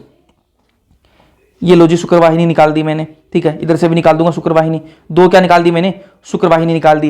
अब ये दोनों शुक्रवाहिनी आपस में मिलेंगी और आपस में मिलकर क्या बना लेंगी, आपस में ये दोनों शुक्रवाहिनी मिलकर क्या बना लेंगी, आपस में मिलकर क्या बना लेंगी, इन दोनों ने आपस में मिलकर एक क्या बना ली, इन दोनों शुक्रवाहिनियों ने मिलकर आपस में क्या बना ली, ये स्खलनीय नली बना ली। क्या बना ली, स्खलनीय नली बना ली, ठीक है। तो ये देखो स्खलनीय वाहिनी, दोनों शुक्रवाहिनी मिलकर, देखो दोनों शुक्रवाहिनी आपस में मिली और क्या बना ली, स्खलनीय वाहिनी बना ली, ठीक है। और क्या बना ली, स्खलनीय वाहिनी बना लेती हैं। और इसकी ओपनिंग क्या कहेंगे, मेल गोनोपोर कहेंगे। ये जो स्खलनीय वाहिनी है, स्खलनीय वाहिनी है, इसको क्या कहेंगे, मेल गोनोपोर। इसकी जो ओपनिंग है ना, इसकी ओपनिंग, इसको क्या कहेंगे, मेल गोनोपोर, गोनोपोर, इसको स्खलनीय वाहिनी, वाहिनी। और ये क्या, शुक्रवाहिनी, शुक्रवाहिनी। ये क्या है, वर्षण, वर्षण, ठीक है। इस प्रकार से चलो बिल्कुल आसानी से ना, एनसीईआरटी वाला देखेंगे तो कंफ्यूज हो जाएंगे।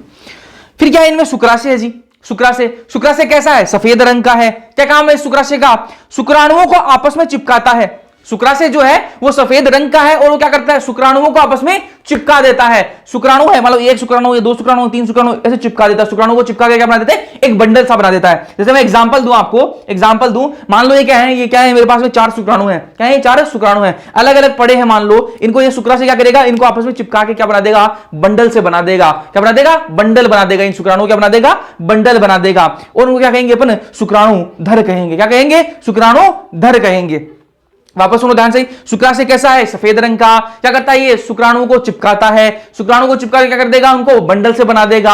और बंडल को क्या कहेंगे, शुक्राणु धर कहेंगे। और शुक्राशय में और क्या होता है, शुक्राणुओं का संग्रहण भी होता है। शुक्राशय का काम सफेद रंग का होता है, शुक्राणु को चिपकाने के बंडल से बना देता है, शुक्राणु धर कहेंगे। और शुक्राणु का संग्रहण करता है ये, ठीक है। और इनमें एक छत्रक रूपी ग्रंथि भी पाई जाती है, छत्रक रूपी ग्रंथि पाई जाती है, जिसको क्या कहते हैं, मशरूम ग्लैंड कहते हैं। मेल को पढ़ रहे हैं अपन, इनके अंदर क्या होती है, मशरूम ग्लैंड, इंग्लिश में, हिंदी में छत्रक रूपी ग्रंथि,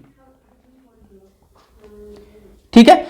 कहां होती है, लोकेशन आपको पता होनी चाहिए इसकी, 6 से 7वें उदरीय खंड में होती है। कहां होती है, 6 से 7वें उदरीय खंड में होती है। इस चैप्टर के अंदर ये जो डेटा देगा ना कि ये लोकेशन यहां होती है, इस खंड में होती है, बहुत इंपॉर्टेंट है यार, है ना। तो 6 से 7वें उदरीय खंड में ये पाई जाती है। कौन सी, छत्रक रूपी ग्रंथि। काम क्या है इसका, सहायक जनन ग्रंथि है जी, ये ना, जनन ग्रंथि, सहायक जनन ग्रंथि है ना। चलो जी, एक फैलिक ग्लैंड पाई जाती है, फैलिक ग्लैंड। ये फैलिक ग्लैंड कौन से खंड में पाई जाती है, 5वें खंड में पाई जाती है, इतना ही आपको ध्यान में रखना है। गोनेपोफाइसिस की बात करते हैं। गोनेपोफाइसिस क्या है, इनका जो भाई है, इनका जो जननांग है उसके बारे में बात करें ना। जो गोनेपोफाइसिस, इसमें क्या है, युक्त, काइटिन युक्त एसिमेट्रिकल संरचनाएं बनी हुई हैं। काइटिन की एसिमेट्रिकल, एसिमिति वाली क्या है आपकी संरचनाएं हैं। और ये मेल गोनोपोर को घेरे रखते हैं। जो मेल गोनोपोर है, ये देखो, ये मेल गोनोपोर जो है, ये मेल गोनोपोर था, इसके आसपास कुछ काइटिन की बनी हुई कुछ संरचनाएं हैं। दिखाता हूं आपको, डायग्राम में दिखाता हूं। ये मेल है, एक मिनट, ये मेल है। और इसमें से देखो, यहां पर कुछ देखो अलग अलग टाइप की, देखो यहां पर संरचनाएं दिख रही होंगी आपको, देखो काइटिन से बनी हुई संरचनाएं। ये देखो, ये अलग अलग प्रकार, ये देखो काइटिन से बनी हुई संरचनाएं दिख रही हैं, ठीक है। ये देखो यहां पर, ये देखो काइटिन की बनी हुई संरचनाएं दिख रही हैं। ये जो काइटिन की बनी हुई संरचना दिख रही है, किसके आसपास है, मेल गोनोपोर के आसपास निकली हुई होती है। चलो अब इसको एक बार एनसीईआरटी से अपन रीड कर लेते हैं, फिर मादा में आएंगे, है ना। पहले नर को अपन रीड कर लेते हैं। तिल चट्टा कैसा होता है? द्विलिंगी होता है। मैंने आपको थोड़ी देर पहले बता दिया था, स्टार्टिंग में बता दिया था। द्विलिंगी होता है मतलब मेल अलग होगा, फीमेल अलग होगी, ठीक है। तथा दोनों लिंग जो है वो पूर्ण विकसित होंगे। जनन अंग होता है इनमें ना, नर जनन अंग एक जोड़ी वर्ण के रूप में, ठीक है, होता है इनमें, ठीक है। जो चौथे और छठे जो उदरीय खंड के बीच में होता है, ठीक है, ये मैंने आपको बता ही दिया कि पार्श्व में व्यवस्थित होते हैं। प्रत्येक वर्षण में एक पतली नलिका निकलती है जिसको शुक्रवाहिनी कहेंगे, ये मैंने आपको बताया। शुक्राशय से होते हुए स्खलिनीय वाहिनी में ये खुलती है। स्खलिनीय वाहिनी जो है वो नरजनन छिद्र में इसमें खुलती है, नरजनन छिद्र मेल गोनोपोर, ठीक है, जो गुदा के अधर में होता है, गुदा के अधर साइड में। गुदा कहां पर है? गुदा द्वार कहां पर है?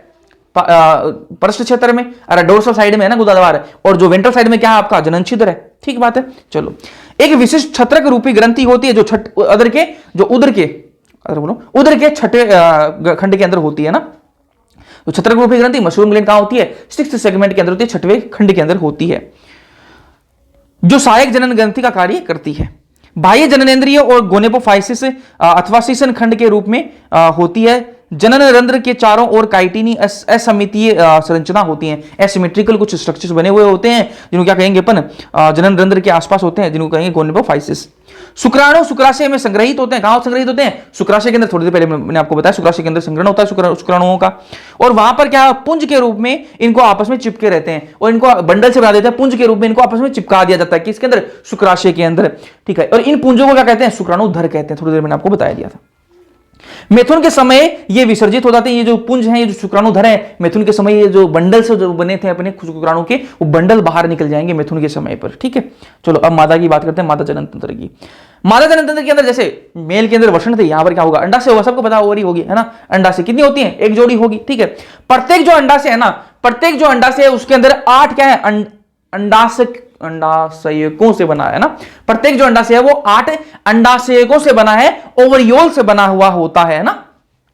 एक ओवरियल जो है ना, एक अंडाशय के अंदर कितने होते हैं? 8 आपके अंडाशयक होते हैं, ओवरियल होते हैं। एक ओवरियोल से एक अंडा निकलता है, ठीक है। और इसकी लोकेशन देखो भाई, अंडा से कहां मौजूद होता है? 2 से 6 जो उदरीय खंड है उनके अंदर होता है। वर्षण कहां था? 4 से 6 उदरीय खंड में ना। ये कहां है? 2 से 6 उदरीय खंड में। लोकेशन याद होनी चाहिए।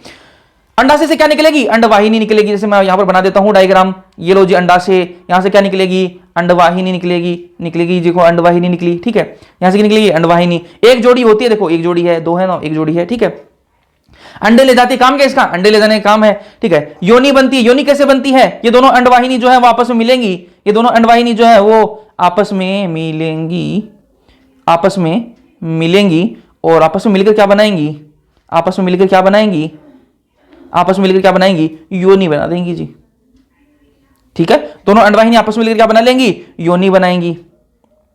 और इसकी ओपनिंग क्या कहेंगे? फीमेल जेनाइटल पोर कहेंगे। इसकी जहां पर ये योनि खुल रही है इसको क्या कहेंगे? फीमेल जेनाइटल पोर। मादा जनन छिद्र कहेंगे, हिंदी में मादा जनन छिद्र कहेंगे, ठीक बात है, नॉर्मल बातें हैं। फिर बात करेंगे मैंने क्या होता है? शुक्राणुधानी होती है, ठीक है। अब आप कहोगे भैया अपन मादा पढ़ रहे हैं, मादा के अंदर कब से शुक्राणु आने लग गया? शुक्राणुधानी ये तो मेल का होगा, नहीं, फीमेल के अंदर शुक्राणुधानी होती है। यहां पर कंफ्यूज मत होना, मैंने थोड़ी देर पहले बताया था आपको, शुक्राणुधानी होती है इनके अंदर, ठीक है। शुक्राणुधानी फीमेल के अंदर होती है, शुक्राणुधानी फीमेल कॉकरोच के अंदर शुक्राणुधानी होती है। कितनी होती है? एक जोड़ी, मतलब 2 शुक्राणुधानी होंगी। कहां होती है? छठवें खंड के अंदर होती है, याद रखना भाई, ठीक है। ये नर के शुक्राणुओं का संग्रहण करती है ना। इसका काम क्या है? शुक्राणुधानी का काम क्या है? मिथुन के समय पर, ठीक है, जब इनका सेक्सुअल इंटरकोर्स हो रहा होगा उस टाइम पर मेल से क्या आएंगे? शुक्राणु आएंगे, बिल्कुल भैया आएंगे। उन शुक्राणुओं को स्टोर करने का काम करती है इसके अंदर शुक्राणुधानी। ये शुक्राणुधानी फीमेल के अंदर होती है। मेल से जो शुक्राणु आएंगे उनको इसके अंदर स्टोर किया जाता है। तो एक जोड़ी होती है, छठवें खंड के अंदर होती है। नर के जो शुक्राणु आएंगे उनका संग्रहण यहां पर किया जाता है शुक्राणुधानी के अंदर। तो ये मादा के अंदर होती है, ध्यान में रखना। एक कोलेटरल ग्लैंड होती है। कोलेटरल ग्लैंड एक जोड़ी होती है, मतलब 2 होती है कोलेटरल ग्लैंड। क्या काम है इसका कोलेटरल ग्लैंड का? ये अंड कवच के श्रवण में सहायता करती है। अब अंड कवच क्या, अभी थोड़ी देर में बताऊंगा आपको, ठीक है। तो ये अंड कवच जो है उसको रिलीज करने में मदद करती है ना।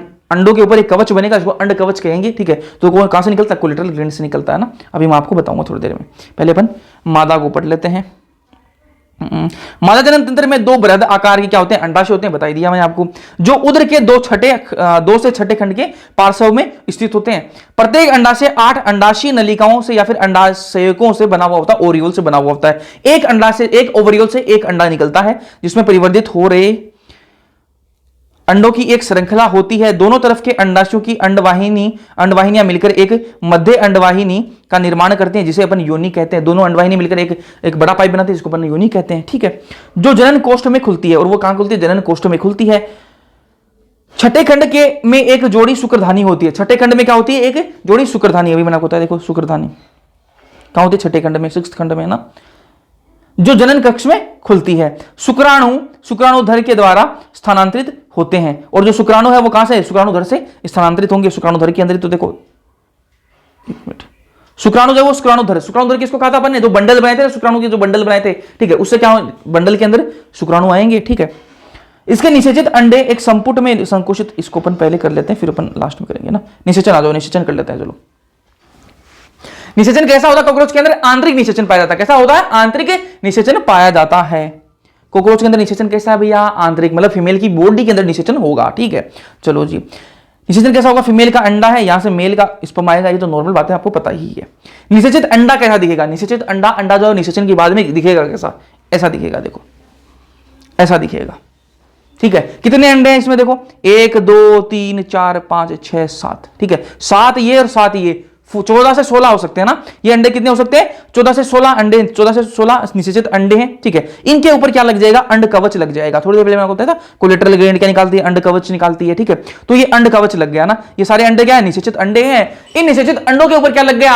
अंड कवच लग गया, ठीक है भैया, लग गया। और ये अंड कवच कैसा होता है? गहरे लाल रंग से काले भूरे रंग का हो सकता है। गहरे लाल रंग से काले भूरे रंग का हो सकता है। बोला ठीक बात है। कितने इंच का? इनकी 8 mm की इनकी मोटाई होती है, ठीक है, देख लो ध्यान से, ठीक है। और ये क्या है? निषेचित अंडे, देखो मैं ध्यान से सुनो, निषेचन हो गया भैया। 14 से 16 जो अंडे हैं उनके ऊपर क्या लग जाएगा? एक कवच लग जाएगा, ठीक है। कवच लग गया, वो क्या कहेंगे? अंड कवच कहेंगे, ठीक है। ये एक अलग साइड में रख दिया। ऐसे ही और भी होंगे, 14 से 16 जो अंडे होंगे उनको एक साथ में रखा, उसके ऊपर एक कवच लगा दिया, उसको साइड में रख दिया। ऐसे और भी होंगे, उनको साइड में रख दिया। तो इस प्रकार के क्या है? बहुत सारे अंड कवच लगे हुए क्या बन जाएंगे? अंडे बन जाएंगे, ठीक है। तो ये अंड कवच, एक बार में कितने अंड कवच निकलते हैं? 9 से 10 अंड कवच रिलीज होते हैं। एक बार में कितने अंड कवच निकलते हैं? 9 से 10 अंड कवच निकलते हैं। 9 से 10 अंड कवच निकलने का मतलब क्या है? कि अंड कवच के अंदर कितने अंडे होंगे? 14 से 16 अंडे हो सकते हैं। निषेचित अंडे कितने होंगे? 14 से 16 होंगे। तो एक अंड कवच, उसके अंदर 14 से 16 अंडे हैं, उसको साइड में रख दिया। दूसरा, तीसरा, चौथा, पांचवा, सबके अंदर 14 से 16 अंडे हैं, ठीक है। तो एक बार में कितने निकलते हैं? 9 से 10 अंड कवच रिलीज होते हैं, ठीक है। और ये रिलीज कहां होते हैं? ये अंड कवच, ये जो निषेचित अंडे, इनको कहां निकाला जाता है? कहां निकाला जाता है? अब देखो भाई, कॉकरोच है, कॉकरोच की जो मम्मी है वो भी भाई अपने बच्चों का ध्यान रखेगी, तो ऐसे जगह पे उनको रिलीज करती है ताकि उनको खाना मिलता रहे। तो ऐसी दरारें हो गई, ठीक, घरों के अंदर जो दरारें हैं, कोई नम जगह है जहां पर उनको खाना मिल सके, ठीक है। अब भाई उनको ही देखना सारा है ना। हमारी मम्मी को थोड़ा थोड़ा ना कि भाई इसको स्वेटर भी पहना दूं, इसको कैप भी पहना दूं, इसको मैं ये खिला दूं और वो खिला दूं, है ना, ऐसा थोड़ा ना उनको। लेकिन वो देखती ध्यान रखते हैं कि इनको ऐसी जगह रखा जाए जहां पर भोजन जो है इनको प्राप्त होता जाए ना। तो दरारों एवं आर्द्रता युक्त तथा भोजन वाले स्थानों पर इनको रिलीज किया जाता है। किसको? अंड कवचों को। एक बार में कितने अंड कवच निकलते हैं? 9 से 10 अंड कवच निकलते हैं। और एक अंड कवच के अंदर कितने होते हैं? 14 से 16 क्या होते हैं? यहाँ पर निषेचित अंडे होते हैं। ये आपको समझ में आ गया होगा। आज इसको रीड करते हैं। शुक्राणुधर के द्वारा स्थानांतरित होते हैं। इसके निषेचित अंडे एक संपुट में संकोचित होते हैं। एक संपुट के अंदर क्या होते हैं? संकोचित हो जाते हैं, कैप्सूल के अंदर बंद हो जाते हैं, जिसको क्या कहते हैं अपन? अंड कवच कहते हैं। अंड कवच गहरे लाल रंग से काले भूरे रंग के हो सकते हैं। मैंने आपको बता दिया 8 mm, ठीक है, लंबा संपुट होता है, कैप्सूल होता है, ठीक है। मैंने मोटा बोल दिया शायद, 8 mm लंबा होता है, ठीक है। चलो, ये संपुट दरारों एवं आर्द्रता युक्त तथा भोजन वाले स्थानों पर चिपका दिया जाता है, ठीक है, वहां पर उनको खाना वाना मिल जाएगा। औसतन एक मादा 9 से 10 अंड कवच उत्पन्न करती है। एक मादा कितने निकालती है? 9 से 10 अंड कवच निकालती है। और एक अंड कवच के अंदर कितने होते हैं? 14 से 16 अंडे होते हैं। प्रत्येक में कितने होते हैं? 14 से 16 अंडे होते हैं। पेरिप्लानेटा अमेरिकाना का परिवर्धन में, अब इसको मैं एक बार पहले पढ़ा देता हूं। चलो अब इसका परिवर्तन देख लेते हैं। ये अंडा है, ठीक है, अंडे से क्या बनेगा? पहले अर्भक बनेगा, निम्फ बनेगा, इनका लार्वा बनेगा, और फिर लार्वा से क्या बनेगा? वयस्क बनेगा ना। अपने अंदर क्या होता है? जैसे बच्चा होगा, बच्चा जो है वो डायरेक्ट कैसा? बड़े जैसा ही दिखता है, लेकिन इनके अंदर पहले लार्वा बनता है ना। अब लार्वा को अगर वयस्क बनना है ना, बड़े में तब्दील होना है, तो उसको क्या है? 13 स्टेजेस से गुजरना पड़ेगा ना। अब सुनो ध्यान से, मैंने कहा अंडा था, निषेचन हुआ उसका, उसके बाद में क्या बना? निम्फ बनेगा। क्या बनेगा? निम्फ बनेगा, अर्भक बनेगा। उस अर्भक को 13 स्टेजेस से गुजरना पड़ेगा। 13 स्टेजेस से जब वो गुजरेगा तो वो अडल्ट कॉकरोच बनेगा, ठीक है। 13 स्टेजेस से उसको गुजरना पड़ेगा और 13 स्टेजेस से गुजर के उसको क्या है? वो अडल्ट कॉकरोच के अंदर वो तब्दील होगा, ठीक बात है। तो इसके अंदर क्या होंगे? 13 निर्मोचन होंगे। क्या होंगे? 13 निर्मोचन। अर्भक को अगर वयस्क में बदलना है तो यहां पर क्या होंगे?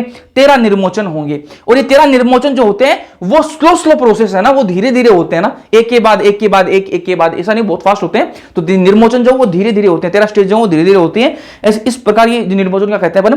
पोरो मेटाबोलस प्रकार का परिवर्तन है ये। इसको क्या कहते हैं?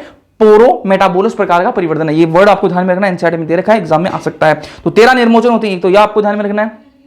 निम्फ को वयस्क में बदलना है तो उसको 13 प्रकार की स्टेजेस से गुजरना पड़ेगा, और उसको क्या कहते हैं? पोरो मेटाबोलस प्रकार का ये परिवर्तन है। ठीक है। अर्भक के अंदर पंख नहीं होते हैं, लेकिन वयस्क के अंदर पंख होते हैं। अर्भक जो कॉकरोच है, जो लार्वा है, उसके अंदर क्या है? पंख नहीं होते, लेकिन वयस्क के अंदर पंख होते हैं। ठीक बात है। अर्भक की जो अंतिम अर्भक अवस्था है, अंतिम जो अर्भक अवस्था 13 स्टेज आएंगे, ठीक है, जो 13 स्टेजेस हैं उनकी अंतिम अर्भक अवस्था से पहली अवस्था में पक्षतल्प विंग पैड पाए जाते हैं, लेकिन वो नहीं पाए जाते, पंख नहीं होते ना। चलो एक चीज मैं आपको बता देता हूं, वयस्क के अंदर पंख होंगे, बिल्कुल भी पंख होंगे। अर्भक के अंदर पंख होंगे क्या? नहीं, पंख नहीं होंगे। ठीक है। मैं ये कह रहा हूं जो अंतिम अर्भक की अवस्था आएगी, 13 स्टेजेस आएंगी, जो 13वीं स्टेज होगी उससे पहले वाली, मतलब 12वीं जो स्टेज आएगी ना, 12वीं जो स्टेज आएगी, 12वीं स्टेज के अंदर विंग तो नहीं होंगे, पंख तो नहीं होंगे, लेकिन पक्ष तल्प पाए जाएंगे, विंग पैड जरूर पाए जाएंगे। ये आपको ध्यान में रखना है। ठीक है। तो पंख तो असली वयस्क के अंदर ही होंगे। बस खत्म हो गया यहां पे। अब इसको पढ़ लेते हैं। इनमें पेरिप्लांटा अमेरिकाना में परिवर्तन कैसा होता है? पोरो मेटाबोलस प्रकार का परिवर्तन होता है, मतलब धीरे धीरे, है ना, 13 स्टेज आएंगे ना। अर्थात इनके परिवर्तन में अर्भक निम्फ अथवा मुख्य रूप में से पाई जाती है। अर्भक वयस्क के समान ही दिखते हैं। अर्भक में वृद्धि कार्यांतरण के द्वारा होती है तथा लगभग 13 निर्मोचन के बाद वयस्क में ये बदल जाता है। अंतिम अर्भक व्यवस्था से पहली अवस्था में, अंतिम अर्भक कौन सी होगी? 13वीं स्टेज है ना, उससे पहली वाली 12वीं। तो 12वीं अवस्था में पक्षतल्प विंग पैड पाए जाते हैं। ठीक बात है। चलो ये लास्ट लाइन है। तिलचट्टों में बहुत सी जंगली जातियां पाई जाती हैं। सही बात है।